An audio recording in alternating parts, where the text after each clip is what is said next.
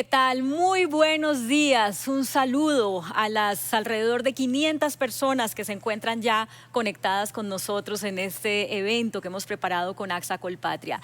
Yo soy la periodista Claudia Palacios y hoy tengo el honor, el placer de ser su anfitriona en este seminario organizado, como les digo, por AXA Colpatria. Así que en nombre del comité directivo de AXA Colpatria, de su director general Bernardo Serrano, les doy la bienvenida y el agradecimiento por estar ahí ya conectados con nosotros, por haber aceptado esta invitación en la que nos dedicaremos a hablar de los retos que tiene Colombia para la reactivación económica. En el contexto de país en el que estamos, que está marcado por la crisis económica en la que nos dejó la pandemia, pues surgen muchos interrogantes sobre nuestra realidad económica y social. Por ejemplo, ¿cómo podemos llevar a cabo una reactivación económica de una manera certera, de una manera efectiva? Además, ¿qué podemos esperar en materia de comportamiento de la economía, de crecimiento de la economía, también de los asuntos fiscales del país? ¿Cuáles son los retos que tienen el sector reasegurador y el sector asegurador, y específicamente esos desafíos en materia de nuevas formas de prestación de servicio, de innovación y de legislación?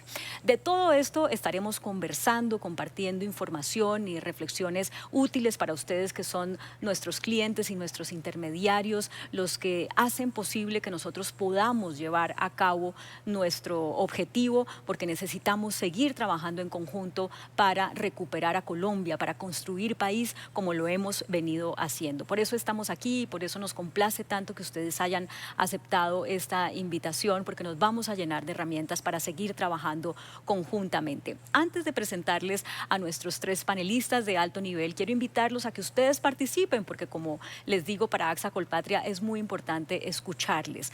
Tenemos dos formas de participación.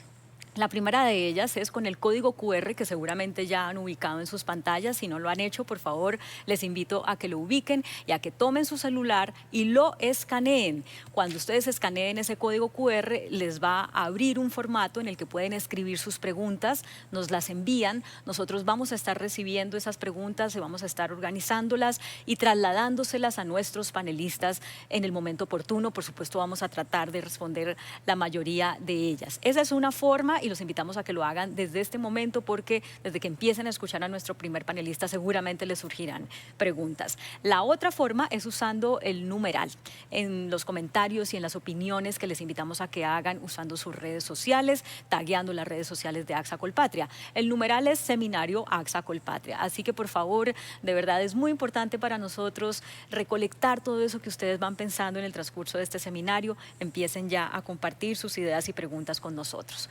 Bueno, les voy a presentar entonces a nuestros panelistas. Son Juan Carlos Echeverry Garzón, él es economista, PhD en Economía de New York University, exministro de Hacienda, expresidente de Ecopetrol y socio fundador de la firma de consultoría económica eConcept. ¿Qué tal, Juan Carlos? Buenos días.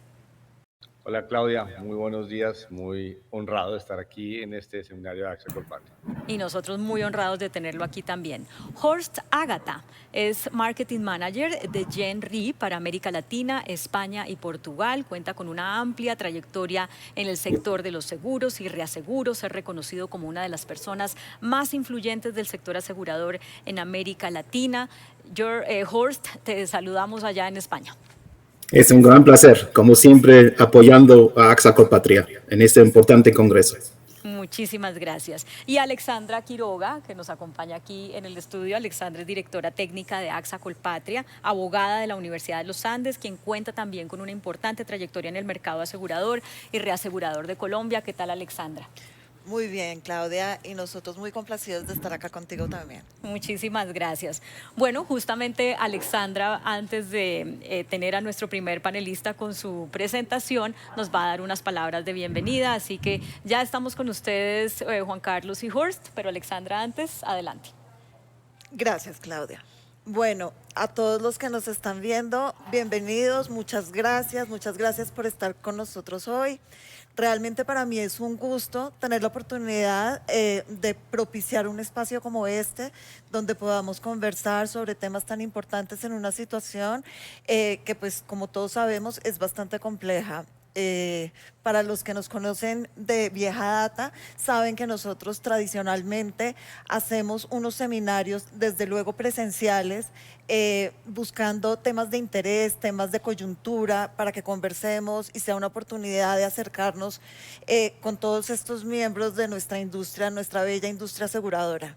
Lastimosamente, el año pasado no lo pudimos hacer y creíamos realmente que este año lo íbamos a lograr.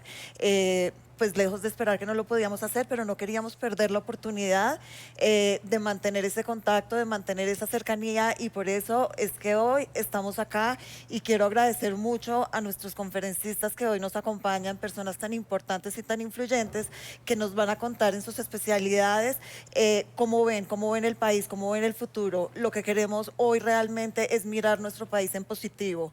Sabemos que hemos tenido dificultades, sabemos que de hecho, para el sector asegurador nunca ha sido fácil. Todos los años nos enfrentamos a catástrofes, a circunstancias complicadas que tenemos que afrontar. Lo que pasa es que estos últimos 2 años han sido particularmente difíciles. Se nos han juntado muchas cosas, pero la idea es que todos nosotros, porque si hay algo lindo hoy es que está toda la cadena de aseguramiento. Tenemos a nuestros clientes directos, tenemos a nuestros intermediarios de seguros que tienen un rol muy importante dentro de esta cadena, nosotros como aseguradores, pero también tenemos a los corredores de reaseguro y a los reaseguradores. Todos juntos contribuimos en esta industria a hacer crecer nuestro país, a protegerlo y a reconstruirlo cuando se presentan situaciones de crisis. Entonces, pues Claudia, yo creo que sin más preámbulos, démosle la bienvenida nuevamente a Juan Carlos y que él arranque con lo que nos tiene que contar. Muchísimas gracias, Alexandra. Eso vamos a hacer, y bueno, qué mejor para poder cumplir ese objetivo que tú nos has planteado, que es ver al país en positivo, que tener la información, los datos de primera mano, de voz de los que saben, de los que manejan bien la información y conocen, y eso es lo que vamos a hacer a continuación. Antes de darle la palabra a Juan Carlos, recuerden, código QR que está en sus pantallas, lo escanean, les aparece el formato donde pueden escribir sus preguntas y enviárnoslas, y también numeral Seminario AXA Colpatria, para que en sus redes sociales, las que quieran, las que usen, puedan emitir sus opiniones y comentarios sobre lo que aquí estamos haciendo. Juan Carlos Echeverry, bienvenido de nuevo, adelante con este contexto macroeconómico del país. Hola Claudia, bueno, saludo a Alexandra, muy buenos días, y también a Bernardo Serrano, muchas gracias de nuevo por la invitación a este seminario. Es un honor poder hablarle a esta importante audiencia. Bueno, entremos en materia, miremos la presentación. Vamos a ver Colombia, lo pongo como el país del post, y les voy a decir por qué. Vamos a ver estos temas. Los temas son, primero, cómo ha evolucionado el coronavirus, la actividad económica, la reforma tributaria y algo de pulso social y, por supuesto, también de política al final. Entonces, vamos a la siguiente lámina. ¿Por qué les digo yo que Colombia es el país del post en este momento? Porque tenemos una perspectiva de muchas cosas que están cambiando. Primero, el post-COVID. Todavía no estamos por fuera del COVID. Por supuesto, llegó la variante alfa, que está ya teniendo muchos problemas alrededor del mundo y también en Colombia. Tenemos la vacunación, ya hemos avanzado bastante en vacunación, y creo que Colombia ha tenido una vacunación bastante razonable, a un ritmo que todos nos habría gustado que fuera más rápido, pero me parece que ha sido bastante razonable. El posparo de las 7 semanas que tuvimos en abril, pero ahora viene otro paro. ¿Cómo es el país por posparos? Cuando realmente es posible que se presenten, que los paros sean una nueva forma de ocurrir en Colombia, de la protesta social. Colombia siempre ha sido un país con muchas protestas. Desde hace 40 años que empecé a trabajar en el Banco de la República, me acuerdo que por la séptima hay 2 veces por semana, por lo menos, protestas. Pero bueno, las protestas se han escalado. Una protesta de 7 semanas creo que es un campanazo de alerta, y esto se va a seguir repitiendo. No es un hecho colombiano, es un hecho que sucedió en Chile, que sucedió en Ecuador, que sucedió en Francia, que sucedió en Hong Kong, en Estados Unidos, y que es mundial. Post-Perú de Castillo y post-constituyente de Chile, vamos a ver que hemos tenido una contaminación de las elecciones de Perú y de la constituyente, también elecciones para elegir los constituyentes de Chile, y eso cambia. Nuestra situación es de la Alianza del Pacífico. Tenemos una relación muy fuerte y somos parte, digamos, de una clase de activos que tiene que ver mucho con Chile y Perú, y el resultado de estas elecciones allá nos contaminan, nos golpean, dado que generan incertidumbre política. El país post-recesión. El año pasado fue una recesión brutal, este año estamos en un modo recuperación, pero ¿cómo vamos a ir saliendo hacia el 2022 y hacia adelante de esta recesión? El país post-explosión de la deuda. Nos queda de esta herencia del COVID-19, nos queda una deuda pública de entre 65 y 70% del PIB, que es prácticamente el doble de la que teníamos hace 10 años. La deuda de hace 10 años era grado de inversión, el nivel de deuda de este momento no es grado de inversión. Y pues justamente este es el otro post que les pongo ahí, postgrado de inversión. Éramos un país que tenía las más altas calificaciones, pues aunque estuviéramos en el rango bajo, pero éramos grado de inversión. Y ahora nos pasamos al grado especulativo, al menos para Fitch y para Standard Poor's, lo cual no es cómodo hacia el futuro.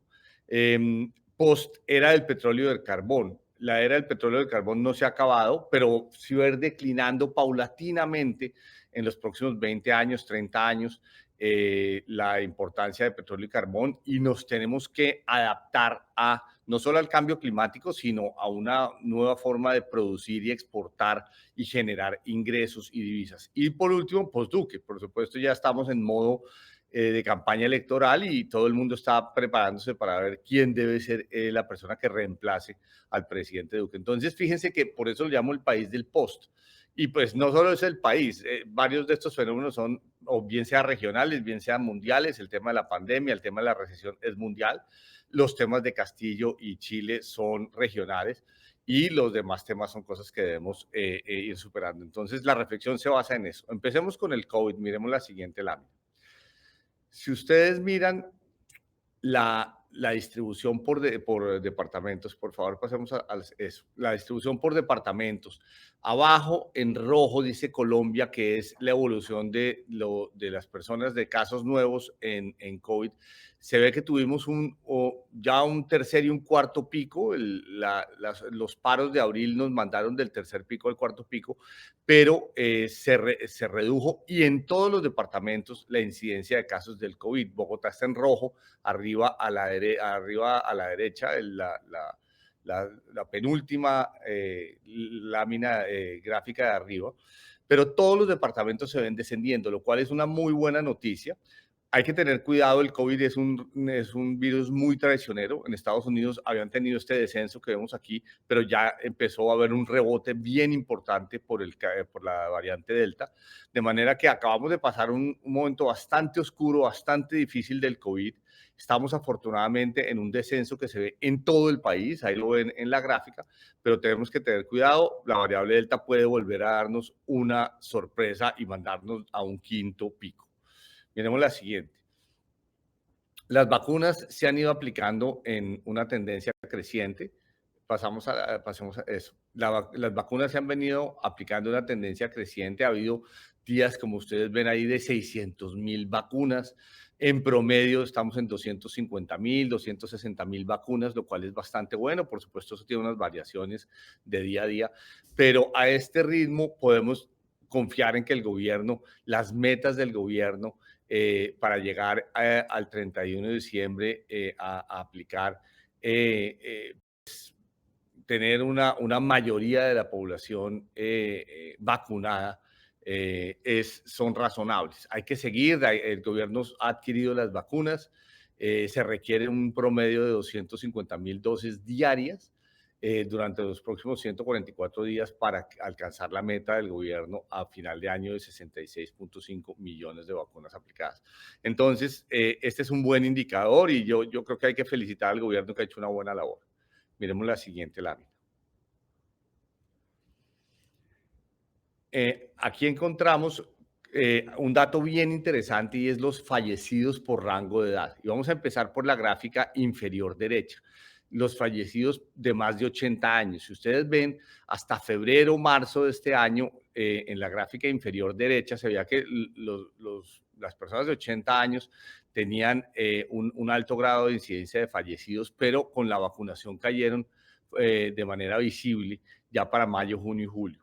Algo similar pasó en la gráfica inferior de la mitad para los de 70 a 79. Si ustedes miran las tres gráficas de la mitad, lo que ha habido es una incidencia mayor en los fallecidos jóvenes, de 30 a 39, 40 a 49, 50 a 59. En la medida en que se fue abriendo la economía y las vacunas todavía no habían llegado para estos rangos de edad, pues la incidencia de fallecidos aumentó. Entonces, se necesita que las vacunas lleguen, tal como el efecto de las vacunas bajó a los fallecidos de rangos de 60 años para arriba. Se necesita que pronto se vea esta disminución drástica en los fallecidos también entre 30 a 60 años, que son las tres gráficas de la mitad. Y para los más jóvenes, de 20 a 29 años, es la gráfica superior derecha. Si ustedes ven, todavía estamos en la fase de ascenso. De nuevo, la vacunación debe extenderse rápidamente. Para los niños y jóvenes, ahora que entran al colegio o a la universidad, los niños de 0 a 9 han tenido números muy pequeños, y una tendencia descendente, pues plana abajo.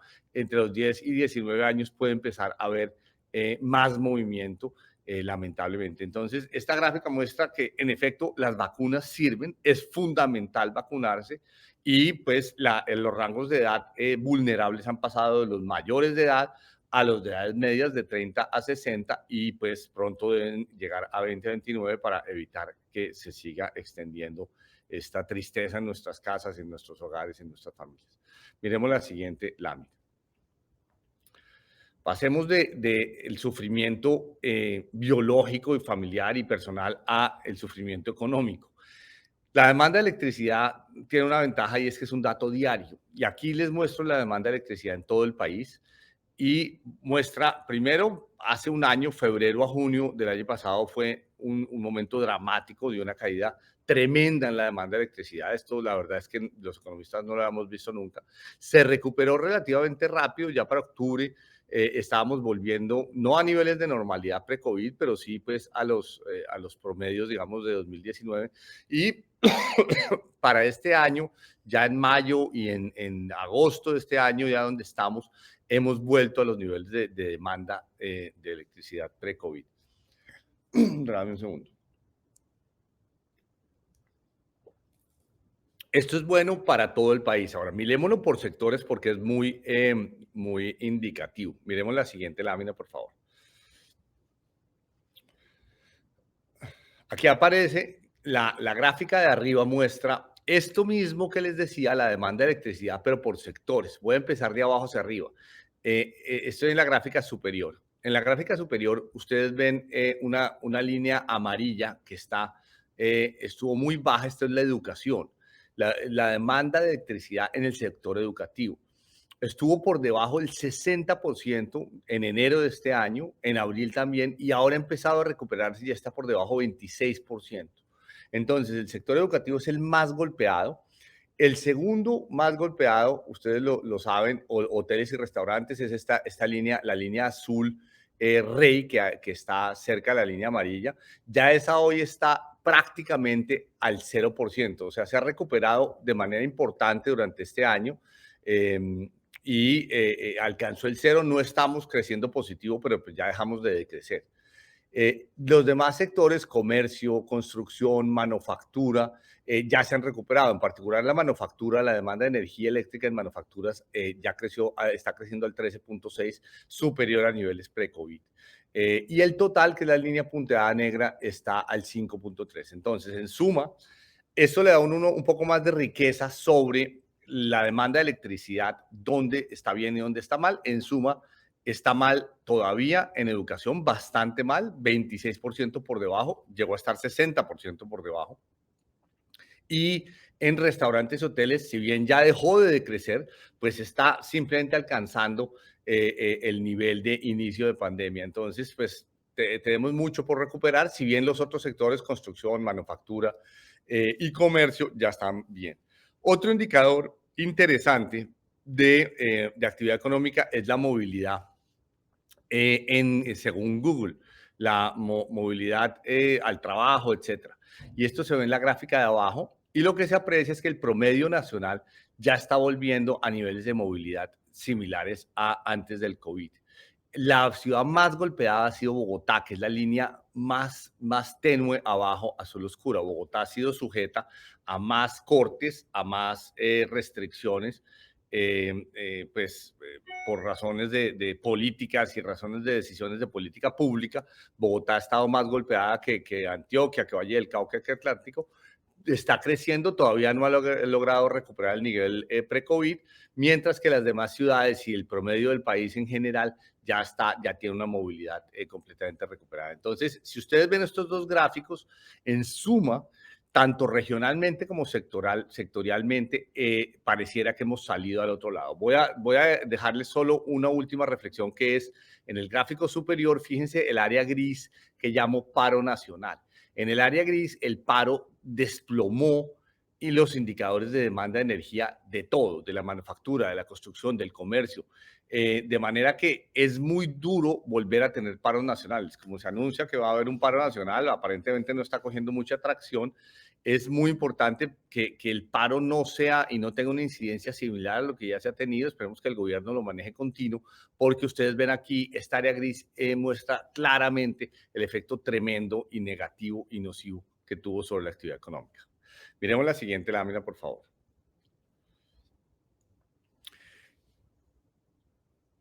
Pasemos a la siguiente lámina. Entonces, este es el crecimiento esperado del PIB para este año y para el próximo en América Latina. Colombia está en toda la mitad. Colombia tiene un crecimiento esperado según el Fondo Monetario Internacional de 5.2 para el 2021, que es el bloquecito azul oscuro, y de 3.6 para 2022.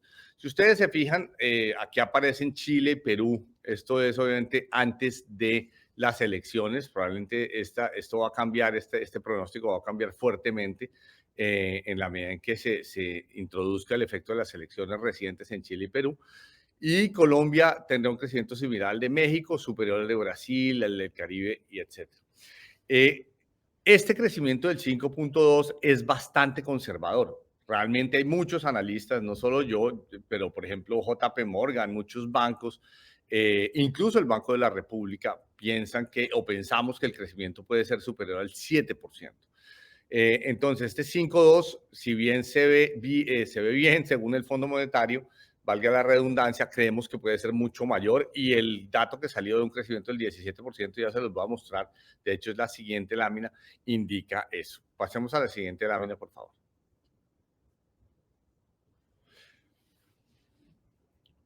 En la siguiente lámina, ¿qué vemos? Vemos el rebote del crecimiento que, si ustedes ven, aquí el ojo es suficientemente elocuente. Tuvimos un crecimiento en el segundo trimestre, entre abril, mayo y junio de este año, en la economía colombiana del 17.6%.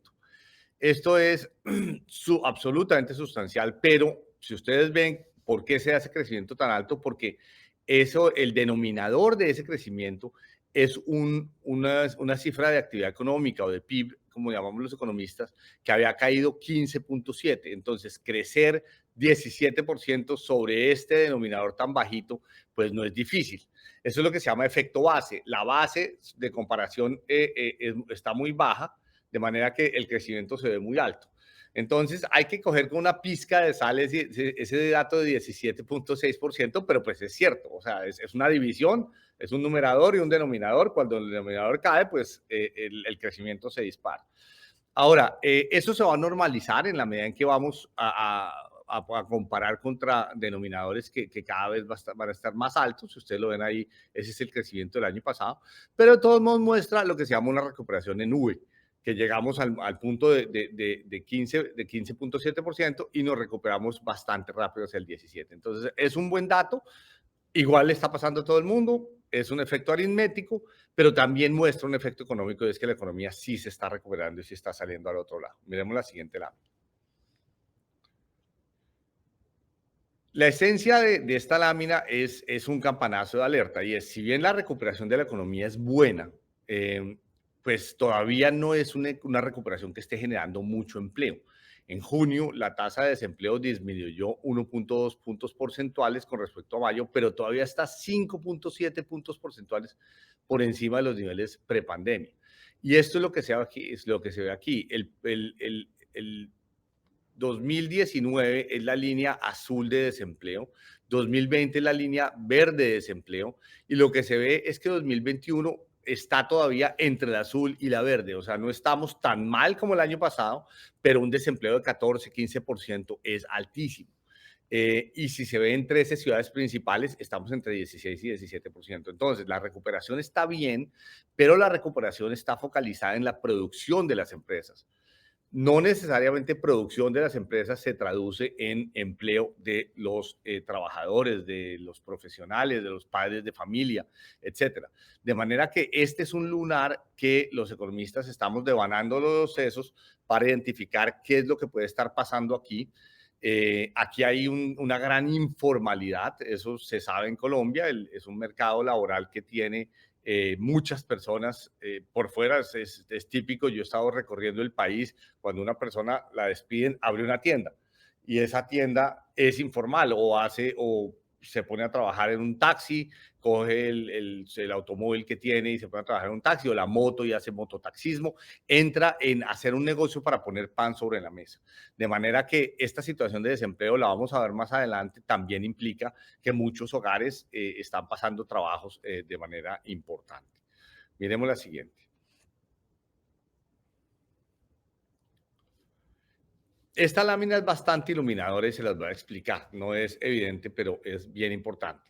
Yo digo en el título que es un doble desacoplamiento entre el PIB y el empleo. Como yo les decía, el gran acertijo al que nos estamos enfrentando es que el PIB, la actividad económica, salta en V y lo ven en la línea azul oscura. La línea azul oscura continua muestra que el PIB cayó muy fuertemente y saltó de manera importante hasta 162, mientras que la línea roja muestra los ocupados. Los ocupados en un índice, primero se desligaron del PIB por allá en 2014 y 2015. ¿Qué pasó ahí? Hubo la crisis petrolera. El PIB volvió a crecer, siguió creciendo, pero la línea roja se desligó de la línea azul.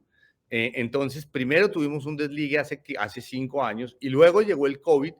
Los ocupados cayeron de manera drástica, saltaron, iban saltando, pero volvieron a caer a 118. Entonces, este tal vez, amigas y amigos, es el problema más grave que tenemos ahora en Colombia, que es el bienestar de las familias depende fundamentalmente de la ocupación, de que encuentren empleo.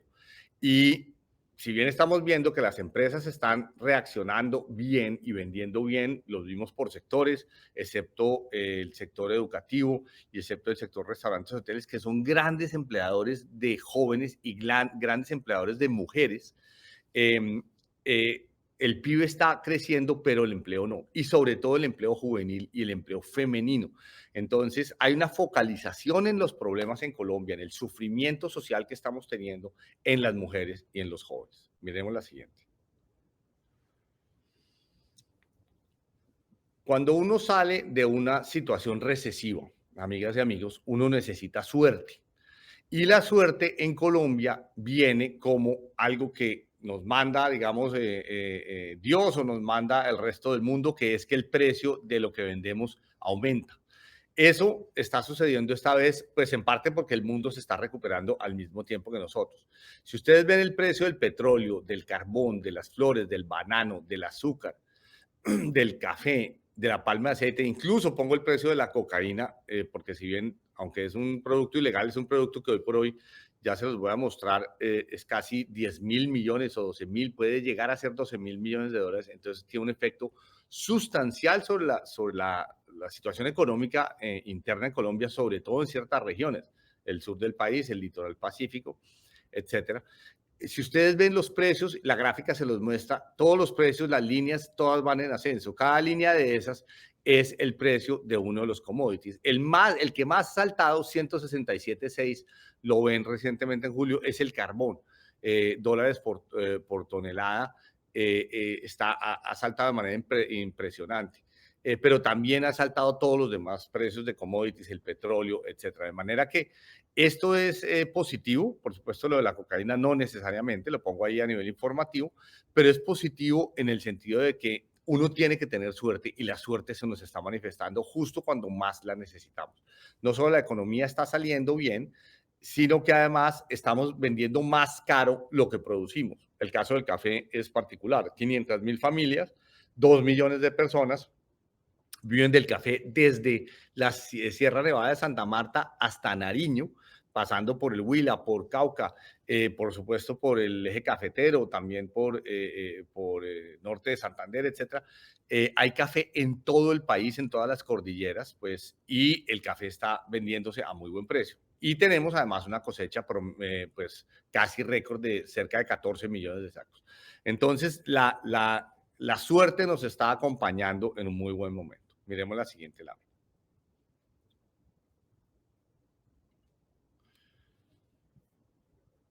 Aquí vemos otro fenómeno que sí es, hay que detenerse brevemente a explicarlo, y es la tasa de cambio. Todos ustedes han estado preocupados y este ha sido un fenómeno que ha llamado la atención de mucha gente en los últimos 2-3 meses.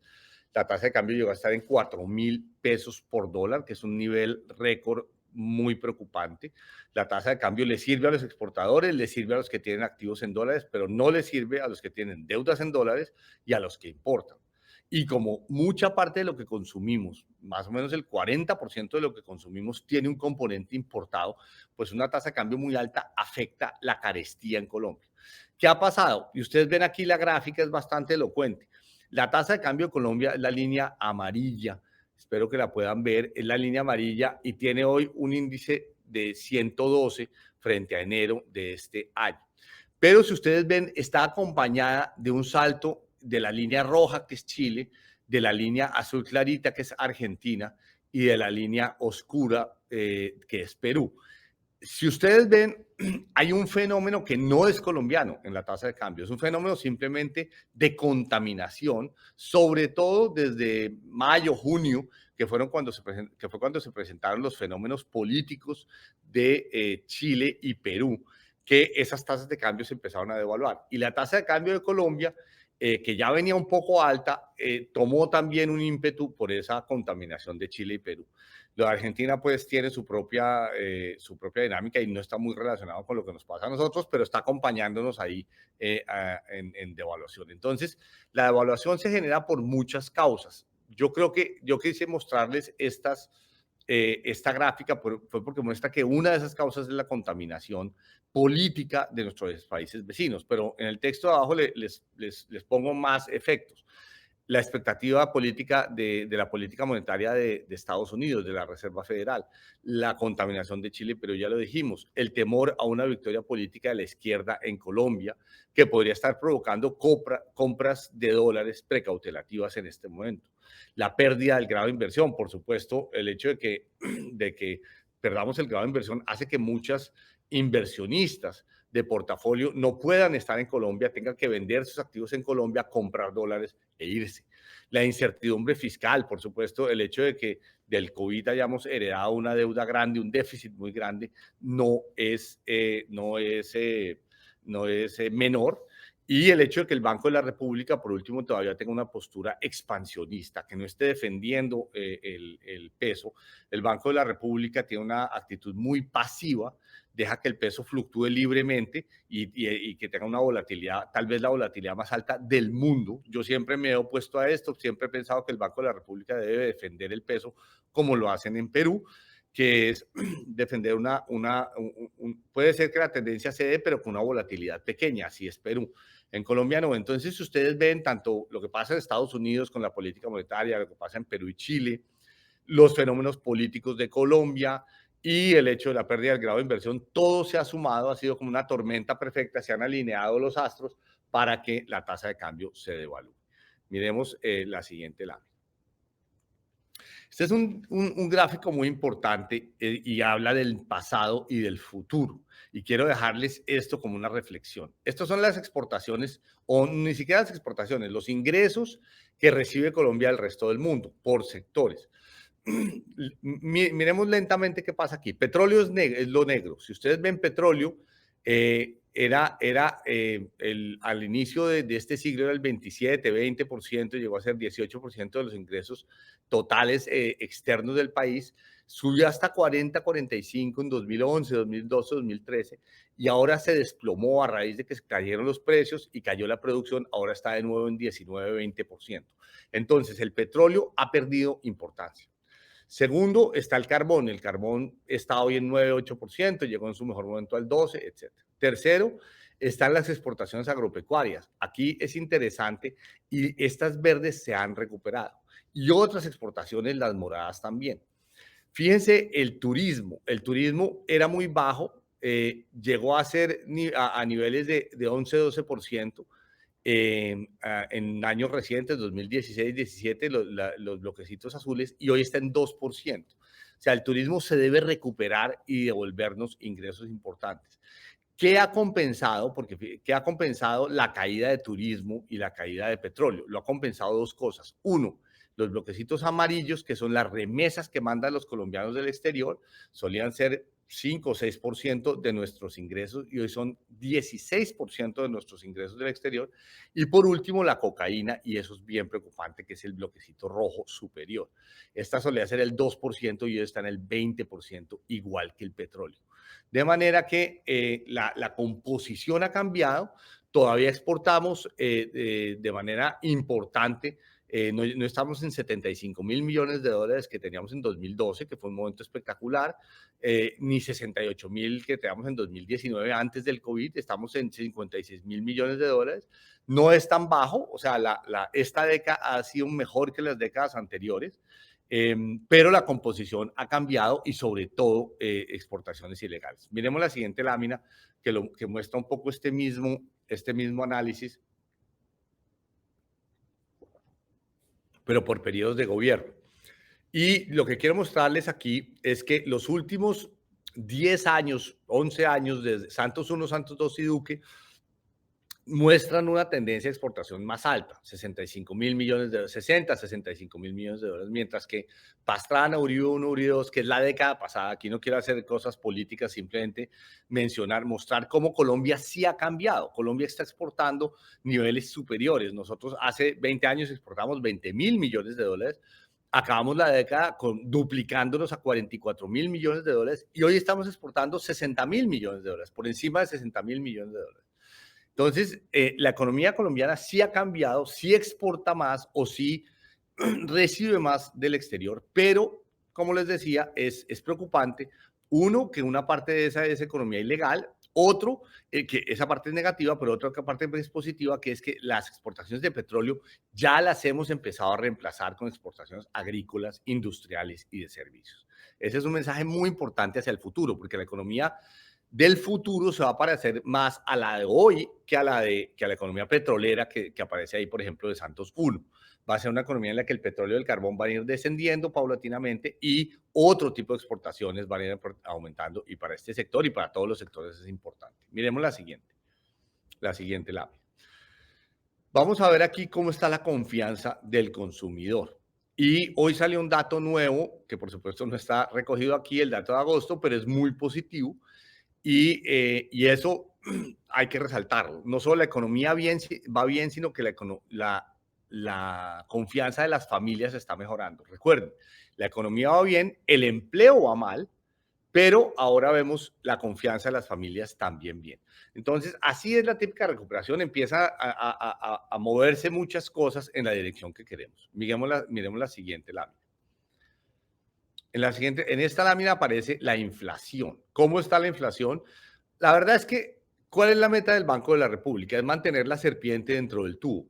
El tubo es esa área gris que les muestro en la gráfica izquierda, y la serpiente se ha mantenido más o menos dentro del tubo. Cuando tuvimos el COVID, se cayó la inflación por debajo del tubo, pues de la parte baja del rango meta, por debajo del 2%. Ahora se subió a raíz de la devaluación, de la carestía que se derivó de los paros, del aumento en los precios de alimentos. Hubo alimentos que aumentaron 100%, 200, 300%, pero eso ya los huevos, etcétera, las legumbres, pero eso se va a ir normalizando y yo creo que la inflación va a volver a su curso. De hecho, el Banco de la República, que es la gráfica de la derecha, muestra en esa en ese gráfico de abanico, muestra que el abanico se abre, pero se va a mantener la inflación probablemente entre 2 y 4%, que es lo que el Banco de la República tiene. Entonces, la inflación, como tiene que ser serio y manejado por un Banco de la República serio, se mantiene dentro de los niveles sin gran preocupación. Miremos la siguiente lámina. Aquí ya les mencioné que otra de las cosas en las que hemos tenido suerte es los ingresos externos, bien sea por precio de lo que exportamos o por esta lámina que es las remesas. Los colombianos en el exterior están mandando cada vez más plata en dólares. La gráfica, la línea roja les muestra que los colombianos están mandando por mes entre 650 y 700 millones de dólares. Esa es una cantidad de dinero impresionante y además convertidos a una tasa de cambio de 3.800 o 3.900, 4.000. Esto es una cantidad de dinero impresionante. Entonces, claro, esto muestra que muchos colombianos se han ido, primero. Segundo, muestra que los colombianos, a raíz de que en sus países de destino, Estados Unidos o España o Europa, etcétera, les han dado ayudas, esas ayudas se traducen o están volviendo a emplearse, esas ayudas se traducen en que pueden mandar más plata a sus familias, esta plata se puede invertir o la gente la usa para comer, etcétera, pero no puede llegar en mejor momento. Entonces, es de nuevo una buena noticia. Si ustedes ven, las remesas son muy por encima del promedio de los últimos 10 años, que es todo el área gris, muy por encima y mes a mes sobrepasando niveles. De manera que otra buena noticia. Miremos la siguiente lámina. Aquí aparece la cartera del sistema financiero y lo que se ve aquí sí es una voz de alerta. No todavía de alarma, pero sí de alerta. Se ven dos fenómenos. Uno, la cartera bruta dejó de crecer, que es el monto el volumen de créditos está decreciendo a menos 2.4. En el peor momento, pues lo que esperaríamos es que vuelva a crecer. Y otro fenómeno que es preocupante es que la cartera vencida está creciendo de manera importante, al 16%. Esto es típico y ustedes lo ven en la gráfica, esto se mueve cíclicamente de manera muy marcada. Hace 20 años, cuando hubo una recesión muy fuerte en el 97, 98, 99, vea cómo se disparó la cartera vencida a niveles del 60, 70%. Después, en 2008, 2007, 2008, 2009, cuando hubo la crisis mundial, también se disparó la cartera vencida. Después, cuando hubo la crisis petrolera, 2015, 16, 17, también se disparó la cartera vencida. Ahora, si ustedes ven el aumento actual, es mucho menor, el pico es mucho menor este 16.1, si bien se ve preocupante y alto, es mucho menor que los picos anteriores en 2017, 2008 o el año 99. De manera que pongámoslo un poco en contexto, sí, no es una buena noticia, pero no es tan dramática. ¿Qué está haciendo el gobierno entonces? Miremos la siguiente lámina. Presentó una reforma tributaria. Sabemos que la reforma tributaria del ministro Carrasquilla podía estar bien orientada, pero era muy inoportuna. Uno no solamente tiene que ser relevante, sino tiene que ser oportuno también.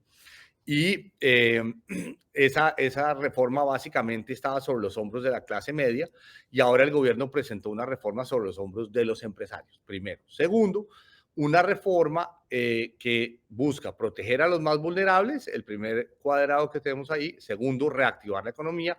Y tercero, estabilizar las finanzas públicas. Esto, por supuesto, es un poquito contradictorio, porque si uno necesita más recaudo, pues necesita subir los impuestos y al mismo tiempo el gobierno está aumentando el gasto. Entonces, esta es la primera reforma tributaria que yo veo en mi vida que aumenta el gasto público, de hecho, durante 2 años.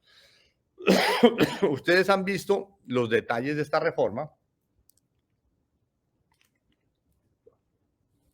de manera que no voy a entrar en muchas precisiones. Miremos la siguiente lámina. Los impuestos a las empresas aumentan un 35%, al 35% en tasa de renta, se reduce el beneficio de ICA al 50%, hay una sobretasa al sector financiero de 3 puntos porcentuales. A mí eso me parece técnicamente improcedente, es escoger a dedo a un sector para gravarlo, eso no es buena política pública y no es buena política en general y no es buena señal para el futuro. Se hace un impuesto complementario. Se dice en el segundo recuadro que el gobierno entrará una austeridad, eso siempre se dice, esperemos para verlo. Y también en la siguiente lámina, por favor, veámosla. Se dice que el gobierno va a sostener el ingreso solidario, el PAEF, no voy a entrar en todos los detalles, pero les queda para aquellos de ustedes que lo quieran ver, va a ayudar en la creación de empleo y ayudar a los estudiantes con matrícula cero, con un gasto de casi 700 mil millones. Entonces, es una reforma tributaria que tiene que aumentar impuestos, pero no los aumenta ya mismo, sino que primero aumenta el gasto. Eso es raro, eso es raro. Y los impuestos los aumenta solo en 2023 cuando llegue el siguiente gobierno. Miremos la siguiente lámina donde les muestro exactamente a qué me refiero. Aquí aparece en rojo el año en que se pierde recaudo y en negro el año en que se aumenta el recaudo. Si ustedes ven, en 2021 se gasta más de lo que se recauda. Se recauda 0,03, se gasta 0,04, o sea, se tiene un gasto adicional. El próximo año los ingresos son muy poquitos, ya se obtienen ingresos netos por 0,2 y solo hasta el 2023 se obtiene 1,2% del PIB como ingreso adicional. Entonces, en suma, la reforma tributaria es muy curiosa. Gasta en el gobierno que la está aprobando, pero ahorra en el siguiente gobierno. Eso es chistoso porque pues, si uno necesita plata, la necesita ya. Si el gobierno tiene problemas fiscales, los tiene que resolver ya. El gobierno tiene problemas fiscales, los aumenta durante este año, también incluso durante el próximo, y solo de manera muy seria empieza a aumentar el recaudo en 2023. Miremos la siguiente lámina. ¿Eso qué implica? Implica que la deuda pública, perdón, el déficit fiscal es lo que tenemos acá, no la deuda pública, el déficit fiscal, quitando los intereses, que es lo que se llama balance primario, espero no confundirlos, porque los economistas funcionamos sobre el principio de confunde y vencerás, espero no confundirlos, esto es el déficit quitando los intereses de la deuda, tiene 2 años muy malos, 2020 y 2021, y empieza a recuperarse lentamente hacia el 2023, 24, 25. Y si ustedes ven, la gran recuperación se da en 2023, que ya es bien entrado el siguiente gobierno. O sea, este gobierno, por efecto de la pandemia, también es un hecho que viene de afuera, le tocó gastar mucho, se le cayeron sus ingresos, empieza a recuperarse, hace una reforma tributaria, pero sobre todo con efecto en el próximo gobierno. Y hacia el 2025 o 26 empieza a normalizarse la situación de déficit. Esto obviamente depende de que el siguiente gobierno sea muy responsable, muy responsable. Por eso entonces el tema político se vuelve esencial.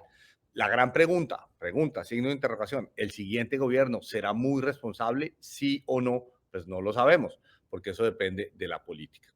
Miremos la siguiente lámina y ya nos vamos hacia eso. Aquí lo que se ve es el porcentaje de hogares que consideran que la situación económica será mejor en 12 meses. Si ustedes ven, los hogares estaban muy pesimistas con la línea roja subiendo, ya tuvo en junio un descenso y los hogares que están más optimistas, que es la verde, que donde se dice que va a estar mejor, mucho mejor, ya empezó a subir de 15,7 a 25. Entonces, esto se va a ir recuperando, se va a ir cerrando esa brecha y los optimistas van a pasar a los pesimistas, esperamos. Pero eso depende en buena parte de la situación de las familias y para eso veamos la siguiente lámina. La siguiente lámina es cuántos hogares pueden consumir 3 comidas al día. Y les voy a dar el caso más dramático en Cartagena, en Barranquilla, en Sincelejo, en Montería. Menos de la mitad de las familias colombianas están pudiendo poner pan sobre la mesa 3 veces al día. O sea, en Cartagena, 70% de las familias está comiendo solamente 2 veces al día. Incluso una de cada 30 está comiendo 1 vez al día. Entonces, todavía hay un problema grave en las familias, sobre todo en la costa Caribe. Ustedes lo ven ahí, no es en todos lados, ya en Tunja, en Quibdó, en Santa Marta se ha recuperado un poco, pero todavía está bastante mal. Ya la mayoría de ellas están por encima del 90%, pero hay familias que están todavía muy golpeadas. Entonces, lo que pase en la política va a afectar mucho lo que pase en el manejo fiscal y lo que pase en la economía. Miremos la siguiente. Esta es la última lámina de números. No voy a confundirlos porque esto tiene muchos números. Básicamente son los números del gobierno y muestra, empecemos por la tasa de cambio. El gobierno dice que una tasa de cambio de 3.660 este año. Obviamente estamos en 3.800, 3.900, pero pues descacharse en la tasa de cambio es la cosa más frecuente en cualquier predicción. Dicen 3.700 para el próximo año. Esto nadie lo sabe porque depende altamente de la situación política. como lo vimos para Perú y Chile. El gobierno espera un crecimiento de 6% este año y de 4,3% para el próximo. Creemos que este año va a estar más alto y es probable que el 4,3% sí se dé para el próximo. La inflación controlada, 3,28 está bien, y las demás variables más o menos razonables. Bueno, entonces nos vamos a las conclusiones. Estamos en un periodo de transición, de muchas transiciones, muchos post.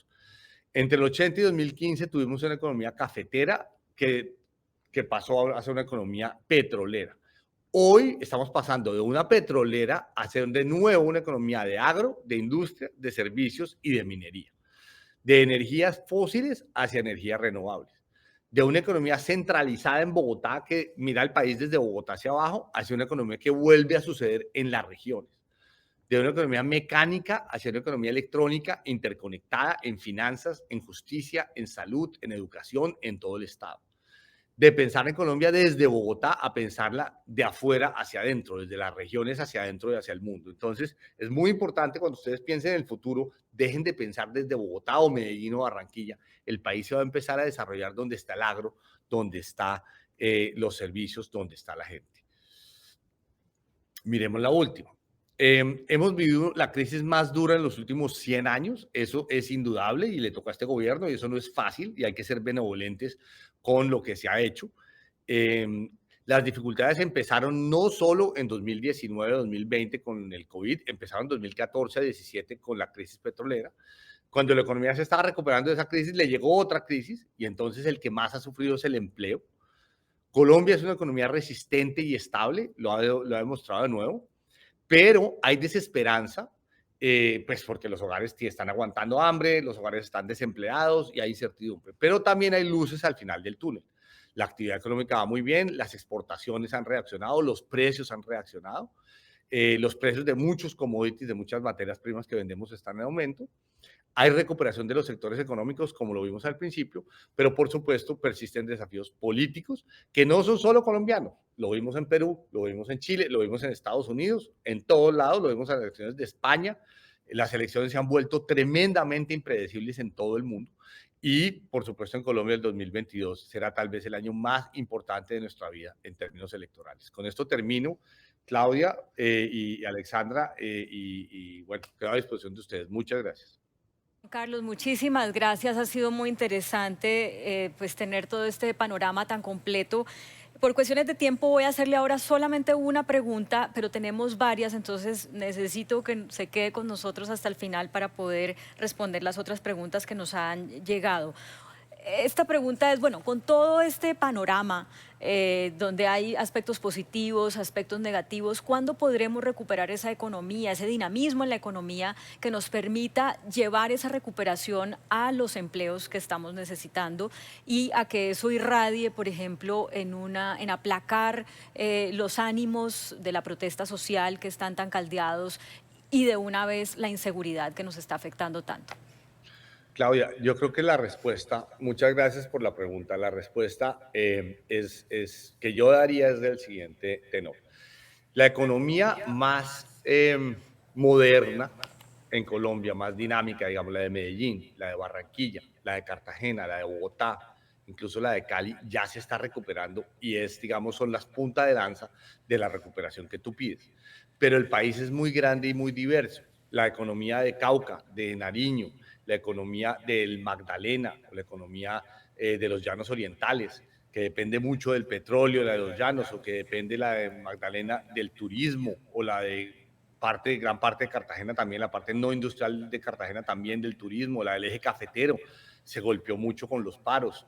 Por ejemplo, los paros, las imágenes de gente pues en las calles, bombas Molotov, etcétera, hizo que algunos turistas cancelaran sus viajes al eje cafetero a ver pájaros, por ejemplo. Entonces, tenemos una economía que se está recuperando en velocidades muy diferentes. Es muy importante que nos normalicemos en el país, que calmemos este tema de los paros y que la economía empiece a coger tracción en todo el país. Es muy importante, Claudia, que la educación vuelva a funcionar, porque la educación está manteniendo, piensa lo siguiente, 9 millones de niños en sus casas, mantienen a 9 millones de adultos, por lo menos un adulto en su casa, y eso que hay muchos adultos que dejan los niños, y me ha tocado verlo en los barrios más pobres, pero diga, muchos millones de adultos, sobre todo mujeres, hermanas o mamás, Sí. se tienen que quedar en la casa cuidando el niño. Si la educación no vuelve a funcionar, el mercado de trabajo no vuelve a funcionar y todas estas mujeres jóvenes y mayores o profesionales o papás también no pueden volver a trabajar. Entonces tenemos una situación bastante, digamos, bastante desigual. Hay una recuperación sólida, importante de la Colombia más moderna. La Colombia menos de punta, menos moderna, le toma más tiempo. Por ejemplo, el café va muy bien, el café va muy bien. Entonces la zona cafetera por el efecto del café va muy bien, pero entonces el turismo va muy mal. Entonces la educación va muy mal. Entonces yo diría, Claudia, va a ser una tendencia positiva, incesante. Yo soy optimista en ese sentido, pero hasta que no vuelva la educación completamente a funcionar, hasta que no vuelva el turismo completamente a funcionar, no vamos a tener una recuperación sólida en todos los sectores y en todas las regiones. Y sobre todo, pues el empleo y la capacidad de las familias de poner comida sobre la mesa va a estar golpeada.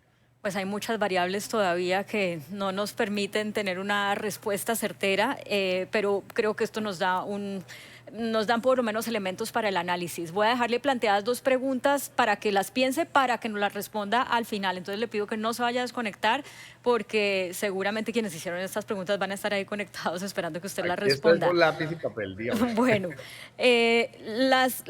usted mencionó ahora que el agro pues está otra vez cobrando importancia en el crecimiento económico de Colombia y alguien nos pregunta sobre las medidas de protección que debe tener el agro frente a las importaciones en este panorama de desafío de crecimiento económico. Y otra pregunta que quiero dejarle planteada entre varias que hay para usted es cómo los índices de inseguridad actual pueden afectar las proyecciones de crecimiento económico.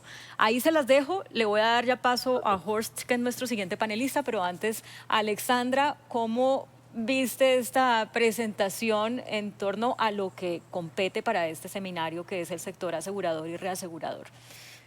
Gracias, Claudia. Pues no, definitivamente lo que nos queda acá a nosotros como aseguradores es que así como el país se espera que crezca y viene creciendo bien, nosotros también tenemos que hacerlo. Hay una relación directa en el crecimiento de los países y el desarrollo de los seguros.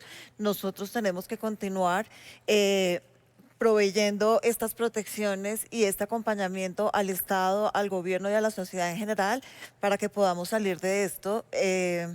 Y desde luego, es importante mencionar, desafortunadamente por tiempo no me puedo detener mucho, pero es evidente que en ningún país es suficiente el sistema de aseguramiento local, porque los seguros están basados en una mutualización, en un compartir los riesgos.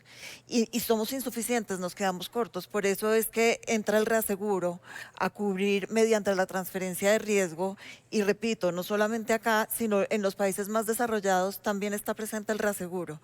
Y nosotros como aseguradores tenemos un reto adicional, aparte de garantizar y apoyar a nuestro país y a nuestra sociedad con la protección de los riesgos adecuados, también tenemos que garantizar que mantenemos el interés de los mercados de reaseguros en nuestro país, un país que no está incentivado por el sector reasegurador, que no genera la confianza suficiente en estos mercados, es bien complicado porque frena el desarrollo, no hay la capacidad suficiente y al no haber ese aseguramiento, todo se frena. Por eso es que es tan importante y hemos considerado en este momento traer a Horst para que nos cuente cómo ven los reaseguradores a Colombia, cómo nos ven a nosotros como aseguradores locales y qué podemos hacer para fortalecer la confianza en este mercado tan importante para nosotros. Entonces, pues, Horst...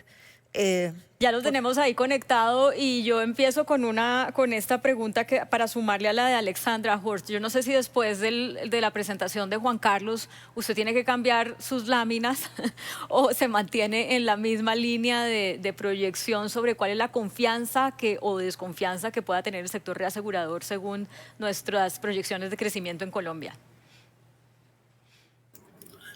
En contrario, me gustó mucho la presentación de Juan Carlos y además creo creo que fue absolutamente en línea de lo que pensamos muchos de nosotros, que Colombia es un gran país con muchas oportunidades y después de ese bache que hemos pasado en todo el mundo, saldrán muchísimas oportunidades, ¿no? Algunos ya hablan de los nuevos años 20 de oro, ¿no? Hay que aprovecharlas y creo que todos los que del sector de seguros y reaseguro que escuchamos la conferencia de Juan Carlos y tenemos algunos años en esta industria trabajando, nos hemos ya imaginado lo que podría pasar en los próximos años. Y en esa dirección también preparé mi conferencia que creo que espero que les guste y empiezo a compartir. Yo soy, los que me conocen, soy de muchas gráficas y ideas que quiero compartir y con mucho gusto lo podemos discutir al final de hoy en la mañana. Empiezo a compartir mi pantalla y empiezo con la conferencia. Déjenme ver. Sí, adelante, que ya cuando usted comparta su pantalla, nosotros lo vamos a ver, la vamos a ver ponchada la presentación. Sí, un segundo. Ahí estamos, ya. ¿Ustedes pueden ver mi presentación? Todavía no. Ok, déjenme ver. Algo está pasando que no está funcionando. Vamos a ver. No se preocupe, esto es parte de la nueva normalidad. Lo sé. No me preocupo. Ya, las primeras veces fueron complicadas, pero ya 2 años. Listo, ya.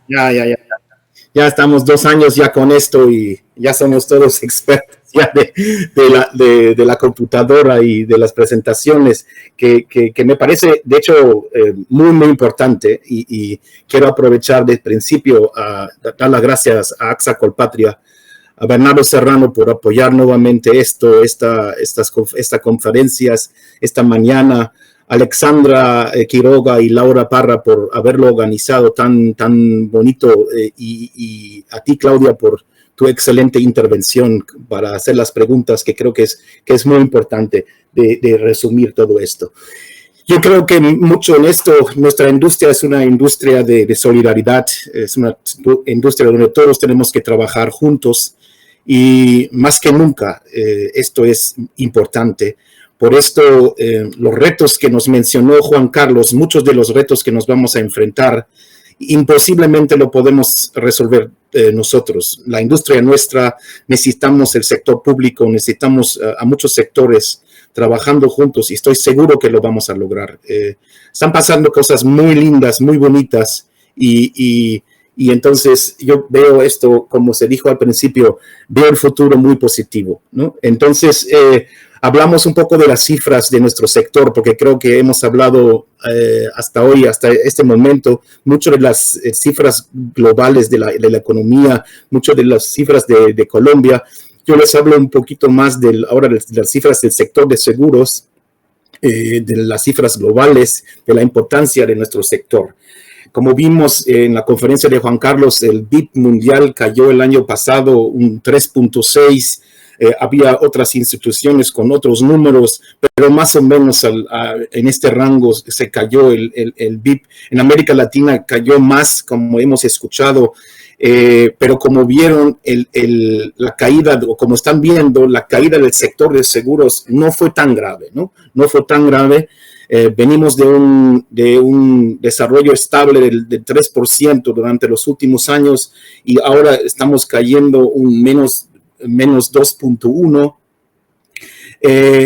Definitivamente el sector de seguros, y esto para los que no trabajan tanto en este sector, el sector de seguros es una columna vertebral, quizá un poco silenciosa de la economía mundial. Es muy, muy importante. Sin el sector de seguros, muchas cosas, muchos proyectos que ustedes, pues Juan Carlos mencionó, no se van a hacer. no se van a construir las calles, ni se van a construir los puentes, ni se van a dar ni siquiera una vacuna en el mundo si no hay un seguro atrás. Esto es muy importante. Mucha gente se olvida esto, ¿no? La industria de seguros cuenta con 6.3 billones de dólares de prima. Estamos hablando de una cifra, pero lo puse ahí, de 12 ceros, ¿no? La mitad es vida, la mitad es no vida, más o menos. Tenemos el 12% de los activos financieros de todo el mundo. De verdad somos muy, muy relevantes en el mundo y nuestro trabajo es esencial, ¿no? En identificar riesgos, evaluar los riesgos y cubrir los riesgos al final, ¿no? Y como les dije, muchos proyectos, como pueden ver, solamente pueden funcionar porque se crea la confianza con nosotros, con nuestro capital. Y vamos a América Latina. América Latina, estamos hablando de una prima de 133 mil millones de dólares de prima. Aunque somos nada más el 2.13% de la prima mundial, somos importantes porque somos con Asia, la única región realmente que en los últimos años ha crecido bastante y sigue creciendo. Hay todavía una muy baja penetración que los que sabemos, los que trabajamos en esto lo sabemos, y hay mucho espacio para crecer, ¿no? Los países más importantes aquí siguen siendo Brasil, México, Argentina, Chile, Colombia, ¿no?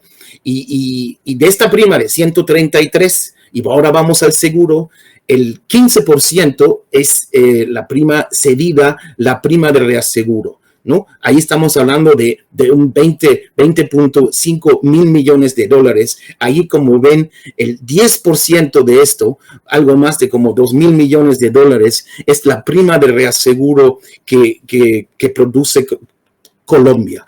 Y como ya les dijo Alexandra, muchos proyectos en Colombia, muchos ramos en Colombia no podrían funcionar sin este apoyo de los reaseguradores. ¿Y quiénes son los reaseguradores? Estos son los reaseguradores más importantes, los 10 reaseguradores más importantes. Estos son los 10 reaseguradores más importantes, como les dije, y estos, esta es la compañía donde trabajo yo, Berkshire Hathaway, Gen Re. Somos la compañía con el capital más grande de todos los reaseguradores ahí. Esto también es muy importante para las aseguradoras, porque el capital de los reaseguradores es lo que protege los proyectos al final, ¿no? Y nosotros cubrimos los picos de estos proyectos importantes o de esas sumas aseguradas altas, ¿no?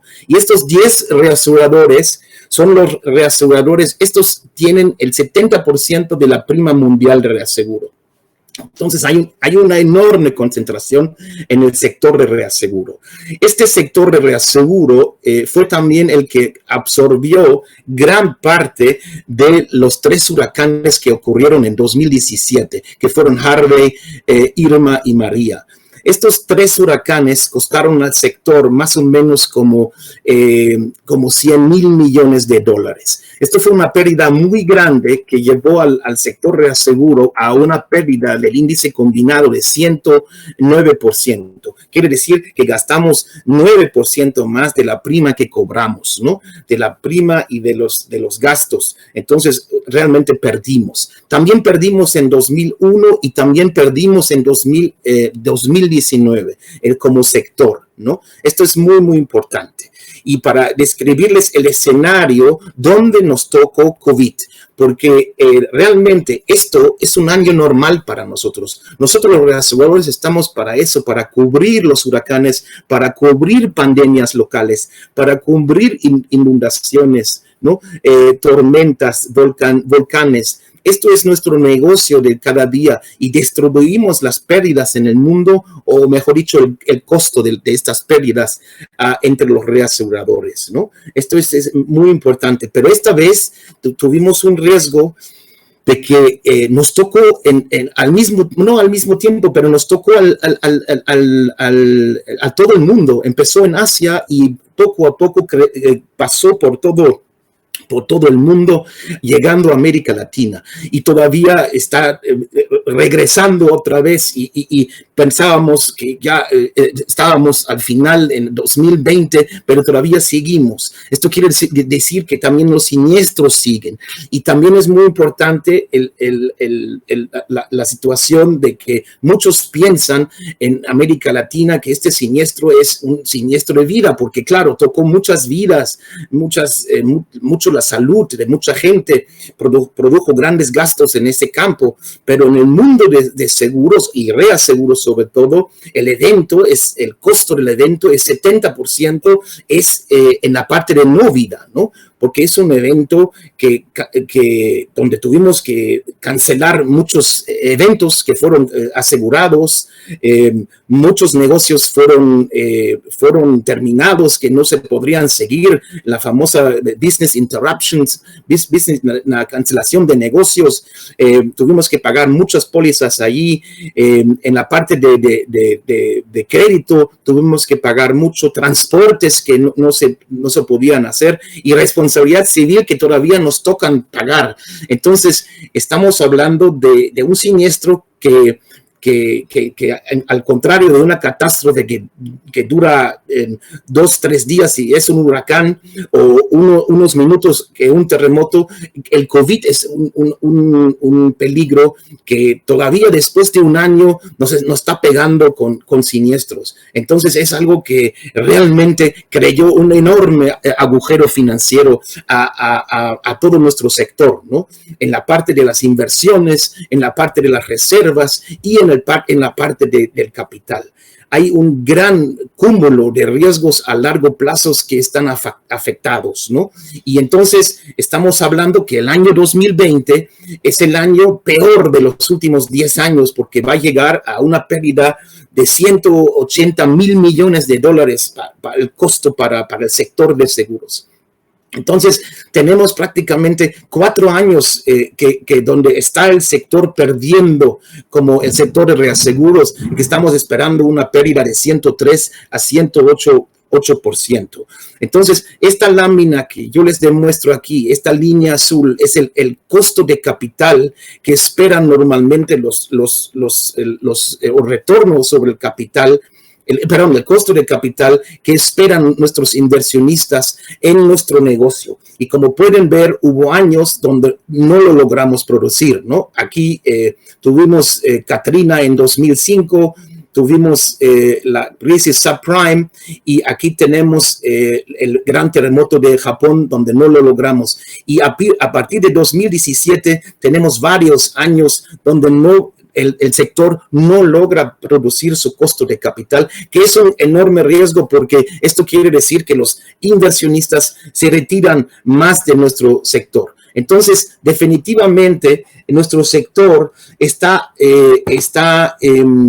navegando por aguas muy, muy turbulentas, porque venimos de precios de un mercado muy blando, donde caen los precios catastróficos a partir de 2005, casi un 75%, es una barbaridad, ¿no?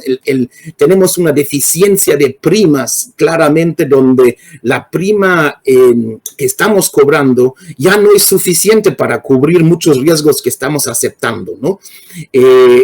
Bueno, y con COVID, las pérdidas de reaseguro y para las aseguradoras podrían ser todavía mucho mayores, ¿no? Que todavía va a llegar. Y encima tenemos las preocupaciones por el cambio climático que ustedes han visto últimamente en muchos países del mundo, ¿no? La inflación es un tema que nos preocupa mucho, porque hay una inflación subiendo drásticamente en los últimos meses, sobre todo la inflación energética, y al mismo tiempo tenemos una tasa de interés casi nula. Entonces quiere decir, normalmente nuestro negocio, que nuestro negocio es coleccionar las primas, invertirlas y hacer intereses, crear intereses y pagar en un momento los siniestros, no es posible ahora, porque realmente la prima que estamos coleccionando no podemos dejarla crecer. Esa es la parte de inversión prácticamente no está existente, lo que quiere decir que la única forma de ganar dinero dinero tenemos hoy en día en hacer una buena suscripción. Es la única forma, ¿no? Las reservas en muchos casos pueden ser inadecuadas y al final se tuvo la recesión global. La volatilidad de los mercados financieros, que aunque crean o no, lo que estamos viendo no es la realidad, definitivamente, porque no se puede confiar en estos mercados de acciones, sería un riesgo demasiado grande para nosotros y estamos en un entorno bastante incierto y muy volátil, ¿no? Entonces, definitivamente nos enfrentamos a un entorno muy incierto y mucho más complejo que hace muchos años. Y esto estoy hablando del seguro y del reaseguro, ¿no? Y imagínense que además estamos vendiendo un producto que son las pólizas de seguros, cuyo precio final no conocemos en este momento. No sabemos las pérdidas que pueden producir, ¿no?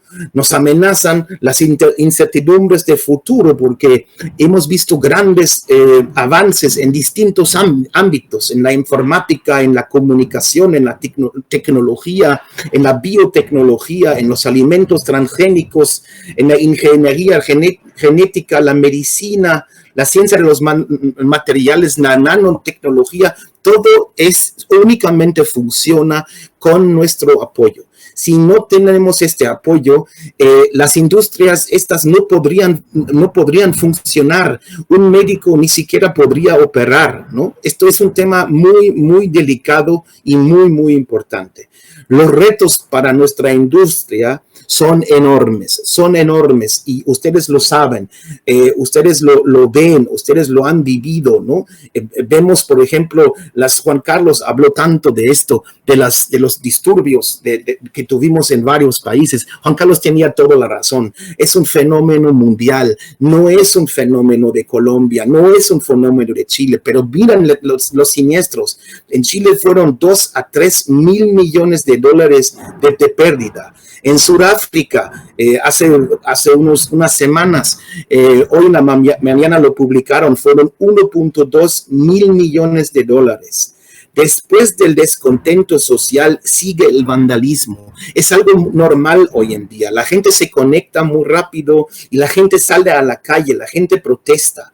Y el entorno de esta gente, ya Juan Carlos lo describió. Yo no necesito describir más esto, pero les quiero mencionar de esta gráfica solamente una cosa que me pareció súper importante. Y creo que Juan Carlos no lo resaltó tanto, que para nosotros es muy importante.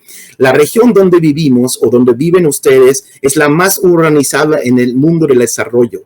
35% de la población vive en metrópolis que tienen más de 1 millón de habitantes. Quiere decir que hay una enorme concentración de personas que se pueden movilizar, que se pueden hacer cosas, ¿no? Y si ustedes ven los reportes, la sacan. Este es el último reporte de E.ON que habla sobre las exposiciones en terrorismo y violencia política, ¿no? Allí mencionan el riesgo más grande en América Latina, aparte de Venezuela, que ya es otro caso, pero están allí en Colombia, están en Bolivia y están en Chile, ¿no? Y bueno, yo le estaba diciendo a Alejandra el otro día, nosotros en México ya tuvimos esta situación y ya lo estamos mirando. Nosotros estamos trabajando sobre un endoso de vandalismo y creo que definitivamente es lo que hace falta en ese momento, ¿no? Tener una prima adecuada y una reserva establecida por un riesgo que está allí encima de ustedes. Tenemos que definir el riesgo, los niveles de riesgo, dónde están. Están en las instituciones públicas, en las infraestructuras, riesgos comerciales, riesgos residenciales, que definitivamente son las menos riesgo, y en las zonas geográficas, ¿no? Obviamente Bogotá, Cali, ya lo escuchamos, ya lo sabemos, pero tenemos que definir, hasta las calles podemos definir y poner primas sobre el caso, ¿no? Ahora no tenemos nada, ¿no? Ese es un gran tema. Otro tema es el tema de responsabilidad civil, ¿no? El tema de los servidores públicos. En los últimos años, Colombia, que es un gran mercado de RC, como pueden ver, es el tercer mercado de RC en América Latina, y en Reaseguro también el tercer mercado de América Latina, se cede más del 54%. Los resultados fueron muy pobres, ¿no? Casi en los últimos años se ha perdido constantemente en ese ramo por las enormes pérdidas que tuvimos en los servidores públicos, y allí sigue el posicionamiento que tomó la Contraloría, que no ayudó nada y causó una intranquilidad para los mercados de reaseguros enorme, ¿no? Y con muchas dificultades para colocar el riesgo, ¿no? El claims made es una modalidad que en todo el mundo se conoce y se cuestionaba, ¿no? Esto es imposible para nosotros y nos da mucho miedo esta situación, ¿no? Es necesario que exista una regulación expresa que reconozca esta modalidad, ¿no? Y además, para seguir apoyando este ramo, es muy importante que se controlen las pérdidas, que hay un control profundo en los gastos de defensa, ¿no? Que definitivamente siento que es importante introducir sublímites en este caso, ¿no? Entonces, yo les recomiendo, revisen bien los riesgos. A lo mejor estamos observando un riesgo y el verdadero riesgo está en otra situación, ¿no? Sabemos que el 62% realmente de los riesgos, por ejemplo, catastróficos, son los riesgos secundarios. No es el terremoto el gran peligro, sino son más otros riesgos que son inundaciones, tsunamis o otras cosas, efectos secundarios del peligro primario que realmente están afectando a nuestro negocio, ¿no? Y muchas veces los riesgos emergentes no cuentan con una exposición que muchas veces no reflejamos en nuestras tasas, ¿no?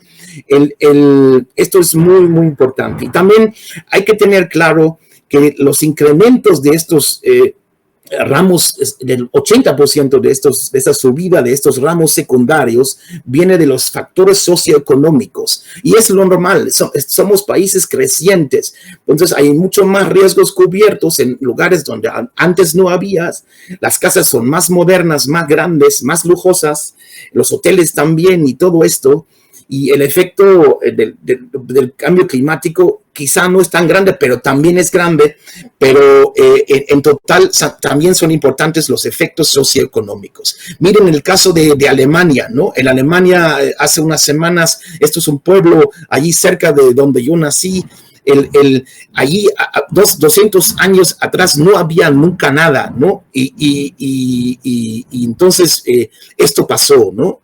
Esta última vez pasó un río, se desbordó un pequeño riachuelo y causó estos tremendos siniestros, ¿no? En esta parte. ¿Se acuerdan de IOTA, que destroza el 98%? Lamentablemente, y digo lamentablemente, para el sector de seguros no hay nada que pagar, porque casi nada estaba asegurado. Pero esto no es nuestra intención, esa es una tristeza. A nosotros nos gusta pagar por los siniestros y nos gusta apoyar el crecimiento de los países, y nos gusta trabajar con el gobierno para que en futuro en estos lugares haya seguro, ¿no? Porque recuérdense, el total de la población nacional de Colombia el 15% está localizado en zonas de riesgo de inundación. Tenemos personas hoy en riesgo que no tienen cobertura de seguros, ¿no? O 23% viven en zonas de riesgo de remoción en masas, ¿no? Donde la tierra se puede mover. El mundo se ha cambiado, el clima se ha cambiado, la frecuencia, la intensidad es mucho más grande. El incremento en los desastres es un hecho, ¿no? Y no podemos negarlo, ¿no? Pero lamentablemente, y esas son cifras verídicas, eso están ahí,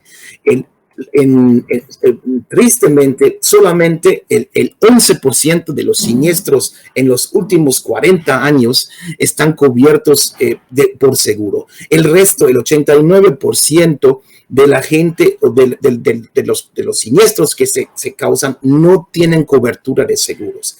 Es una enorme oportunidad para nosotros y otra vez y mil veces ya hago un llamado a los gobiernos, al gobierno de Colombia, trabajen con el sector, trabajen con los reaseguradores para que crean coberturas para la gente. Esto es muy, muy importante. Muy, muy importante para el futuro.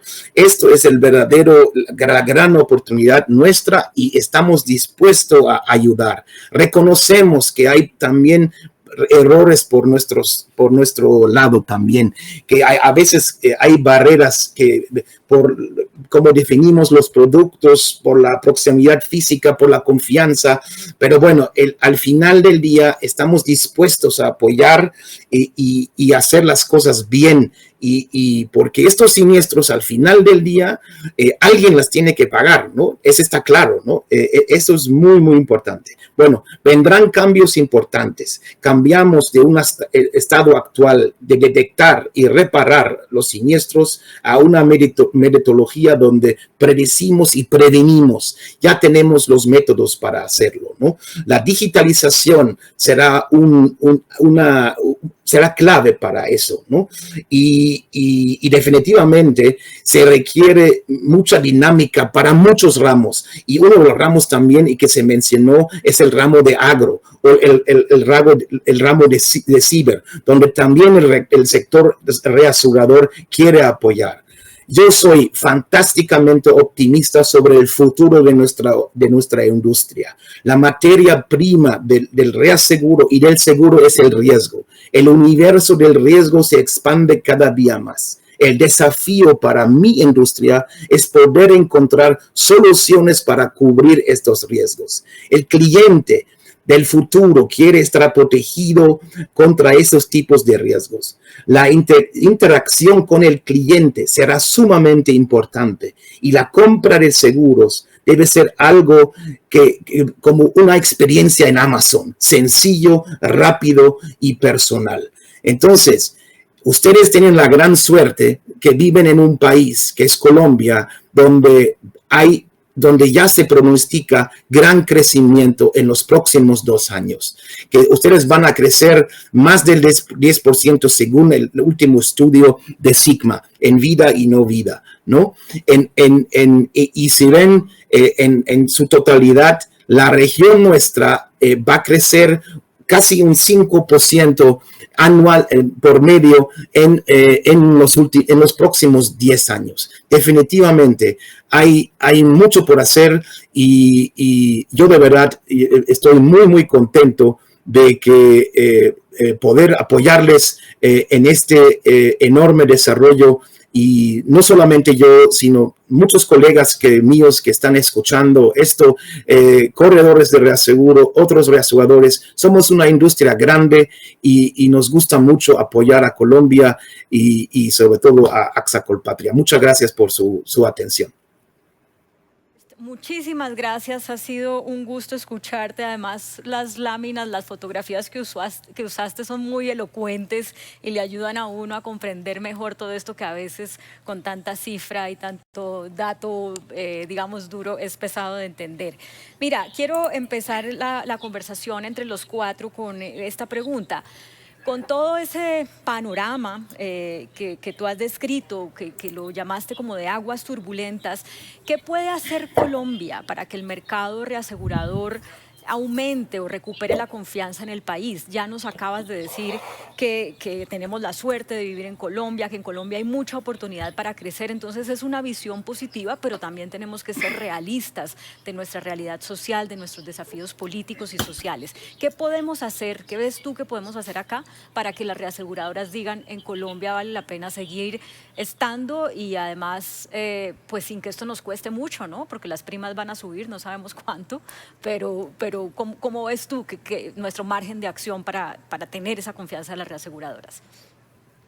Yo creo que lo mejor que podemos hacer es agarrar el toro por los cuernos y trabajar sobre los temas que ya están allí. Sabemos que tenemos el tema del vandalismo, sabemos que es un tema que nos va a preocupar en los próximos años. Entonces, creamos un marco para cubrir este riesgo.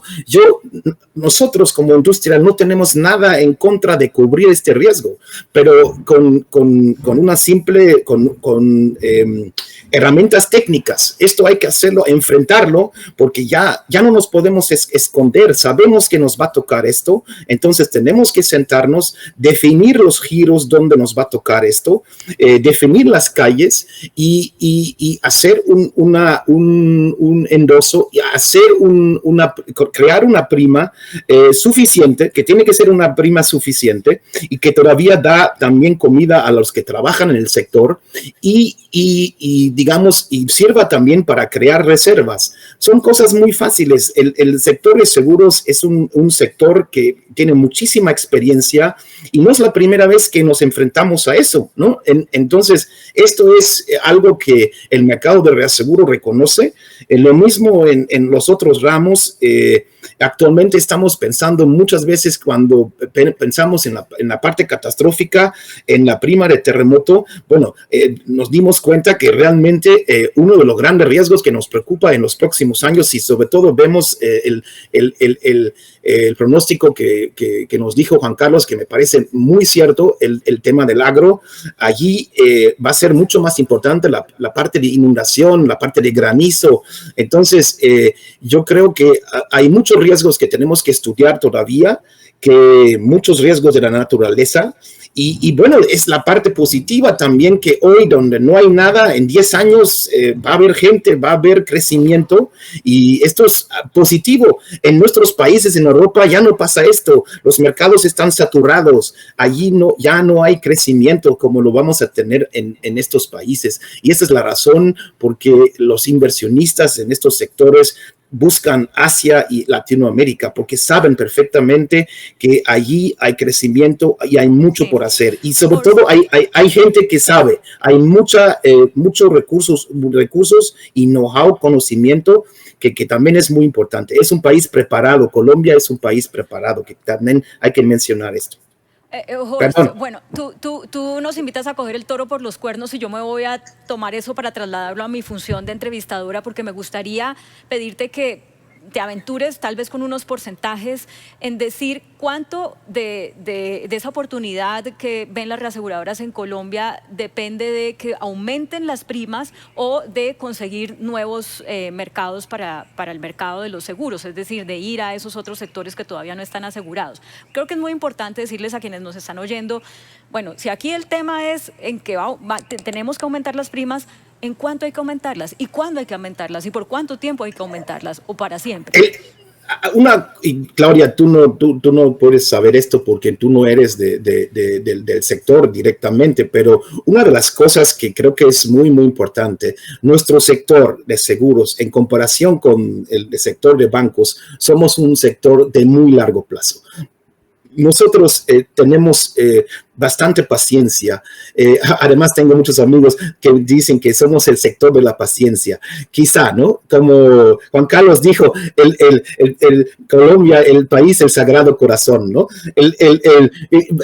Puede ser, pero nosotros sabemos que esto no se puede hacer de la noche a la mañana, menos en estas situaciones donde estamos. Pero la actitud tiene que estar ahí y como digo, hay una cámara técnica que existe, que además trabaja muy bien y como mercado, esto no es una cosa de una compañía, es una cosa de la asociación, de todos nosotros, de apoyar eso. Y allí nosotros podemos apoyar mucho. En Colombia, grandes aseguradores tienen oficinas de representación, están al lado, ¿no? Al lado, y están todos dispuestos a apoyar para que esto funcione y para que esto sea adelante. Porque todos al final vamos a participar en un crecimiento positivo de Colombia. Esto es algo lógico y lo notamos, ¿no? Y esto empieza en la formación de los chicos, ¿no? O de los chinos, como dicen ustedes, ¿no? Esto con eso empieza, ¿no? Y allí también tenemos que estar nosotros, ¿no? Como sector, que tenemos otro problema, que es un sector que nadie conoce y que la gente no tiene como opción. Nosotros somos un sector muy interesante para todas las carreras que existen, porque necesitamos esta gente en el futuro. Para hacer todo esto, lo que estamos diciendo, necesitamos estos talentos y que no se conviertan todos en ingenieros o, bueno dicho, que se vayan a la industria, perdón Juan Carlos, que se vayan a la industria petrolera o se vayan no sé qué. Me parece interesante, pero la industria de seguros tiene mucho que ofrecer, ¿no? Y esto también es muy importante. Ojalá alguien me escuche porque muchos de nosotros llegamos allí por suerte, ¿no? Al sector de seguros, porque es un trabajo maravilloso, pero no llegamos por convicción y eso tenemos que cambiar, tenemos que crear carreras que realmente cambie esto. Todo esto es parte de los próximos años y yo estoy muy positivo que lo podemos hacer. Mira, qué interesante eso que nos dices a propósito también de los desafíos que tenemos en educación, en si estamos formando a los jóvenes en temas que sean realmente pertinentes para la vida laboral. Alexandra, quiero trasladarte a ti una pregunta que llegó, que se puede concatenar con lo que nos estaba hablando Horst, y es, bueno, si tenemos que crear nuevos mercados, ¿en dónde los encontramos? ¿Cómo creamos, plantea alguien, serán el camino los microseguros para poder pues, encontrar ese balance que estamos necesitando en el mercado? Pues mira, Claudia, evidentemente, y como se mencionó hace un momento, el universo de los seguros es gigante. Nosotros tenemos un mercado de clientes que requieren unos seguros pequeños, pero también tenemos unos grandes riesgos y tenemos unos riesgos medianos. Y por el otro lado, todas las actividades económicas, como lo hablaba Juan Carlos cuando él hablaba de su excelente exposición, todos los sectores de la economía se impactan con el seguro.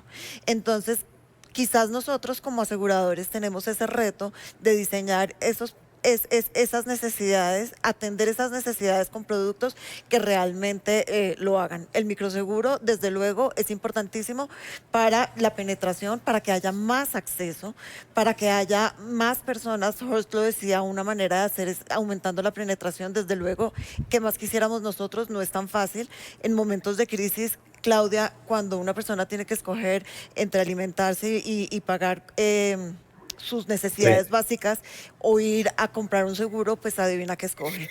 Entonces ahí está nuestro reto. Nosotros tenemos que buscar la manera de presentar a nuestros clientes productos que sean económicos y que sean asequibles para cada uno de estos sectores y dependiendo del tamaño del negocio, del riesgo o de la persona que lo requiere. Pero también hay una cosa que es muy importante y es la concientización de la sociedad. En la medida, lo último a lo que uno debería acudir siempre es al seguro, protegido desde luego, pero en la medida en que nosotros cuidemos nuestros riesgos, en la medida en que haya un fortalecimiento en las instituciones, que disminuyamos la corrupción y que hagamos que todo esto disminuya el costo de los seguros, entonces por la segunda vía podríamos tener un mayor acceso para que las primas no fueran tan altas y hubiera una mayor cobertura, cambiar costo de lo poquito que hoy tenemos asegurado por una expansión más grande que cubriera muchos más. Pero esto es un mensaje para el gobierno, para el Estado, para la sociedad, porque tenemos que cuidar nuestro país, tenemos que hacerlo, de esta manera lo podemos concatenar. Como nosotros venimos trabajando, somos una compañía multirriesgo, multisegmento, estamos en todos los lados y buscamos permanentemente soluciones que alcancen a cada uno de estos segmentos. Y por eso es muy importante que todos los actores del sector tengan la información y por eso estamos felices de llevarles a ustedes. Entendemos que son 1000 y ya ahorita me van a dar el número, más de 1000 personas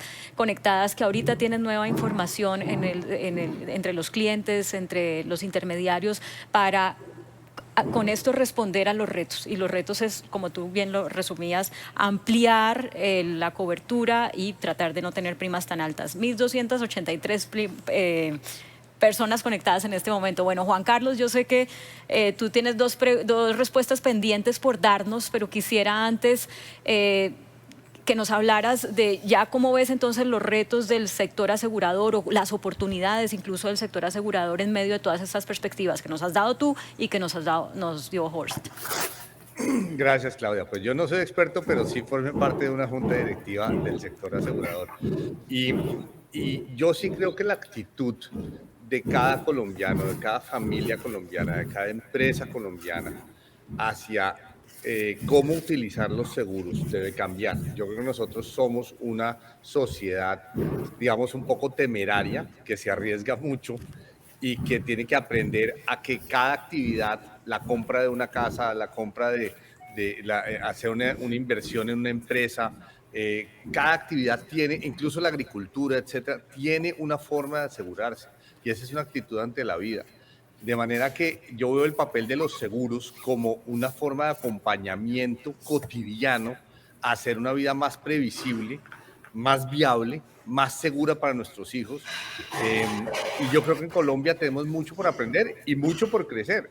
Yo creo que lo que estábamos hablando de que si el futuro es la agricultura, si el futuro es el turismo, si el futuro son las energías renovables, si el futuro es una educación orientada hacia que los jóvenes creen empresa, hay un acompañamiento maravilloso que hoy por hoy no se hace necesariamente en la mente de todos nosotros cuando pensamos en una empresa. Una empresa es una serie de riesgos en los que se va a incurrir y de procedimientos en los que se va a incurrir para sacar un proyecto productivo adelante.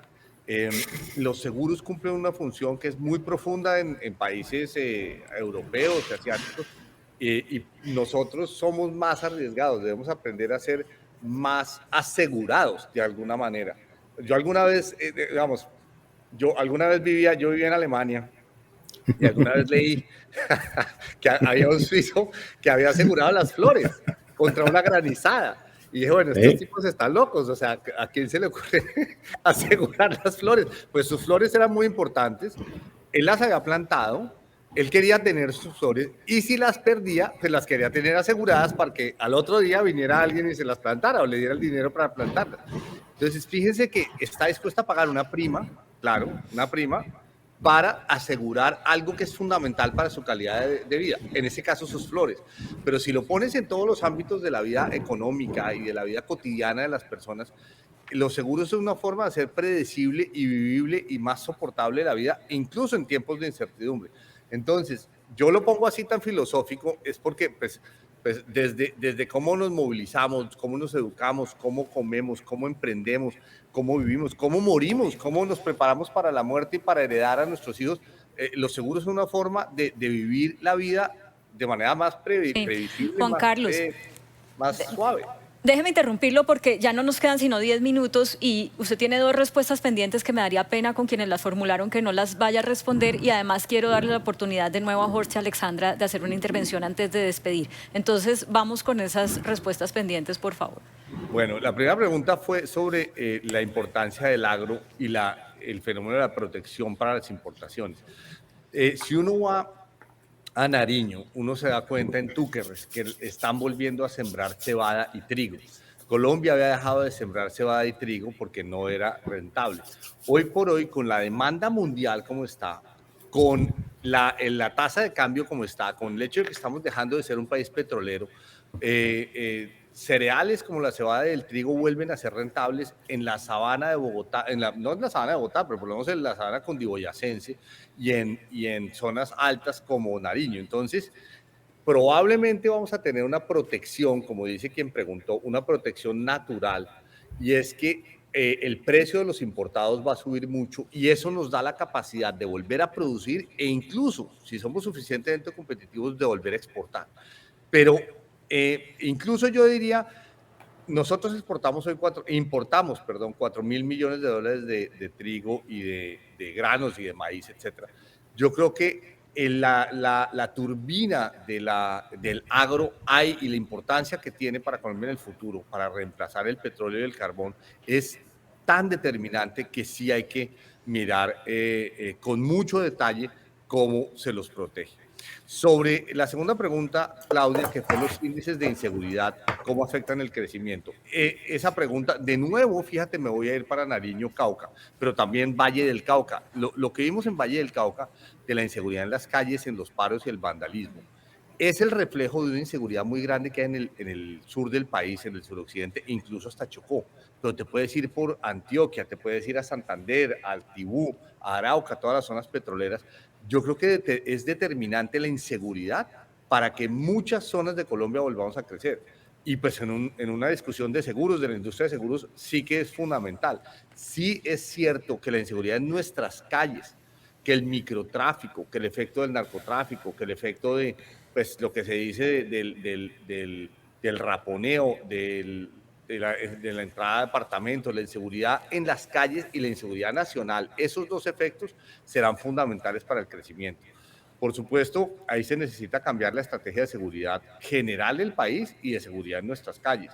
Ahí tenemos debilidades manifiestas, pero yo coincido con quien plantea la pregunta, eso afecta muy negativamente el crecimiento. Te doy solo el efecto, que me lo decían en el eje cafetero, y lo mencioné. Pues cuando la gente está viendo bombas Molotov y la gente con la cara ensangrentada en las manifestaciones de Bogotá, mucha gente canceló viajes hacia Colombia. Dice, pues no es seguro irme a ver pájaros en Caldas o en Quindío si me voy a ir con mi familia, con 2 o 3 familias a ver pájaros, pues no es seguro porque estas imágenes son tremendamente destructivas. Sí, ahí tenemos un gran reto, pues porque la gente, como usted lo dice, pues se guía por ese tipo de imágenes y eso es lo que sale al mundo y es parte de nuestra realidad, pero no toda nuestra realidad.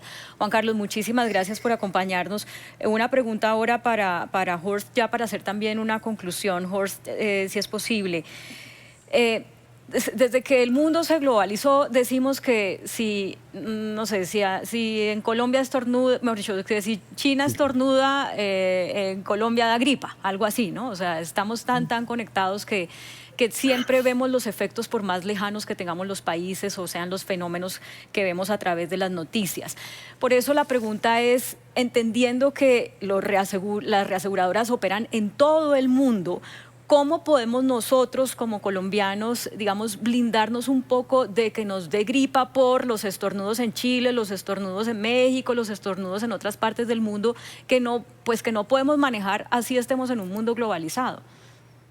Bueno, esto creo que va a ser muy difícil, Claudia, y te tengo que decepcionar porque hasta los alemanes les choca, ¿no? Porque me acuerdo muy bien cuando empezó esto de la pandemia, yo me fui a una farmacia en Alemania, hubo varias medicinas que ya no se podía conseguir porque los mercados chinos estaban cerrados, los buques no salieron. Entonces, tenemos que acostumbrarnos que vivimos en un mundo globalizado. Lo que la pandemia nos enseñó es, en general, para todo el mundo, que tenemos que evitar estos embudos en el mundo, ¿no? Porque estos embudos son peligrosos para cualquier industria, para cualquier país. Y así pasó, y si no hacemos nada, esto también es manejar riesgo, vamos a seguir teniendo estos problemas. Esto está claro. Pero yo quería hacer hincapié en un tema que creo que no se ha hecho demasiado y quizá también esto puede ayudar un poquito. Nuestra industria en los próximos años, lo que sí tiene que hacer y nos empujan en esa dirección es usar más los datos que ya tienen disponibles, ¿no? Somos una industria de información, pero casi nunca hemos usado nuestra información suficientemente. Si logramos usar correctamente toda la información que ya disponemos, yo creo que podemos, justamente lo que Alejandra estaba pensando, crear quizá productos mucho más personalizados y productos mucho más económicos, ¿no? Porque somos capaces de definir mejor los riesgos que estamos corriendo. Y esto va a ser uno de los grandes retos para que aprovechemos de la inteligencia artificial que hoy en día nos está abriendo tantas cosas en tantas industrias que lamentablemente nuestra industria durante muchos años se ha renegado a hacer este cambio. Pero ya no hay marcha atrás porque ya hay otras empresas grandes, los famosos Big Techs, que están entrando a nuestro negocio. Y si nosotros no lo hacemos, como sector, otros lo van a hacer por nosotros. Esto es un peligro, creo que mucho más grande que el chino, ¿no? Definitivamente. Y esto es algo que tenemos que hacer en los próximos años, trabajar y aprovechar las oportunidades que nos ofrece la digitalización para hacer los productos más asequibles, para que vender más productos a gente que hoy no tiene acceso a nuestros mercados. Y hay muchísima gente que lamentablemente no conoce todavía las bondades de los productos de seguros. Y es triste, sí, realmente muy triste. Muchísimas gracias, Horst. Y bueno, ya para cerrar, Alexandra, yo quisiera que les dieras un mensaje a los clientes, a los intermediarios que nos están viendo, porque a veces cuando uno está en una dinámica y domina mucho un sector, a veces hace cosas ya de manera muy automática y pierde el foco de del impacto que esto tiene en la sociedad. Y cuando estamos hablando del sector de seguros y de reaseguros, estamos hablando de devolverle a una familia la esperanza que perdió en medio de un siniestro, de devolverle a una sociedad la posibilidad de volver a usar un sistema de transporte masivo que quedó destruido en una situación de vandalismo. O sea, cuando uno mira el impacto de lo que ustedes hacen, pues es realmente algo indispensable para que la sociedad funcione. Entonces, me gustaría que ese llamado fuera en el sentido de invitar a esos clientes y a esos intermediarios a trabajar conjuntamente para seguir prestando ese gran servicio a la sociedad. Pues Claudia, es una pregunta muy interesante porque yo siempre me cuestiono si realmente la sociedad es consciente de la importancia del seguro. Y Horst decía una cosa, y es que uno llega por accidente al seguro, pero no se sale. Y no se sale justamente por lo que tú estás diciendo. Todo esto que nosotros hacemos por las personas, ayudándoles a recobrar vidas, las personas que de pronto han perdido sus miembros, a reconstruir para que tengan una vida digna, las personas que han perdido sus casas, que se han quedado sin nada y entran al seguro a reparar, es una satisfacción muy grande para nosotros. Y tenemos una industria que es bastante cerrada, si lo llamamos de alguna manera, porque es una industria que se conoce, intermediarios, aseguradores, el mercado reasegurador también es muy cercano a nosotros y tenemos una misión muy fuerte de trabajar unidos, de continuar construyendo y reconstruyendo nuestro país, de apoyar al Estado y al gobierno, de ir todos juntos. Horst mencionaba una cosa importante y es el acercamiento al gobierno para buscar los mecanismos que ayuden a que haya más cobertura. Muchas veces los clientes desafortunadamente se quejan porque dicen que una cobertura adquirieron un seguro y no obtuvieron la cobertura. Es muy importante que se trabaje en la claridad en qué se cubre, qué no se cubre y cómo se cubre, y de esta manera poder tener la satisfacción y que muchas veces los reclamos que a veces no se materializan y no se llevan ni siquiera dependen de la compañía de seguros. Es un elemento extraño, pero hasta la manera de reclamar es importante en este país. hay sistema judicial de por medio, hay una cantidad de elementos y ese engranaje de todo el mundo y de la conciencia de que el seguro siempre está ahí presente acompañando el desarrollo del país es lo más importante. Tenemos una misión grandísima. Bueno, y yo que soy simplemente una observadora externa del sector, que estoy aprendiendo aquí de la mano de todos ustedes, me quedo con un mensaje y es, hay mucho por crecer. Sabemos que las crisis son oportunidades, esa parece una frase manida, pero en realidad así es. Y Horst y Juan Carlos nos han dado un panorama y un montón de información que si la tomamos con rigor y si volvemos a ver quizás sus conferencias, porque además el enlace va a estar disponible en los canales de redes sociales, de YouTube, de AXA Colpatria, y lo pueden volver a ver o a compartir con otras personas que no se hayan podido unir a nosotros. Podemos, a partir de tener la información, generar esa creatividad, detonar esas ideas que nos están haciendo falta para aprovechar todo ese espacio que hay para crecer en el sector asegurador en Colombia. Y además, bueno, cuando uno mira su país desde la problemática del día a día, desde lo que decimos en las noticias, pues es posible que se ponga pesimista, pero cuando comparamos nuestro país con respecto a otros de la región, vemos que tenemos unas ventajas competitivas muy interesantes y eso lo tenemos que cuidar. Así que la invitación es a que con esta información ustedes, los clientes, los intermediarios de AXA Colpatria, sigan trabajando en conjunto con AXA Colpatria, en equipo, para recuperar la economía de Colombia, para seguir construyendo país como lo han venido haciendo y de manera muy especial en estos últimos 2 años que han sido tan retadores para todos. Juan Carlos Echeverry, gracias por estar aquí, gracias por dedicarnos este tiempo, hasta la próxima. Bueno, gracias por ese abracito virtual. Y Horst, también muchísimas gracias. Buenas tardes, creo ya casi en España. Muy amable y hasta la próxima. Muchas gracias a ustedes. Bueno, y Alexandra. Chao, Alexandra. Chao, Claudia. Chao. Muchas gracias a todos ustedes, ¿no? Fue excelente. Me gustó muchísimo participar. Qué bueno, muchas Juan Carlos, gracias. cuídate mucho. Un abrazo. Un abrazo grande. Hasta pronto. Te espero en Madrid. Gracias por la invitación. Y Alexandra, gracias Bye. por invitarme Bye. y gracias por lo que hacen por Colombia. No, a ti por participar, por acompañarnos. Para esto es muy importante contar un poco qué hacemos, que estamos comprometidos y desde luego a todos los que han estado hoy con nosotros, muchas gracias. Bueno, hasta una próxima oportunidad. No se olviden que en pocos días los invito a que entren específicamente al canal de YouTube, AXA Colpatria, así se llama, y pueden revisitar esta charla, tomar apuntes, compartirla con otras personas. Hasta la próxima y un buen resto de día.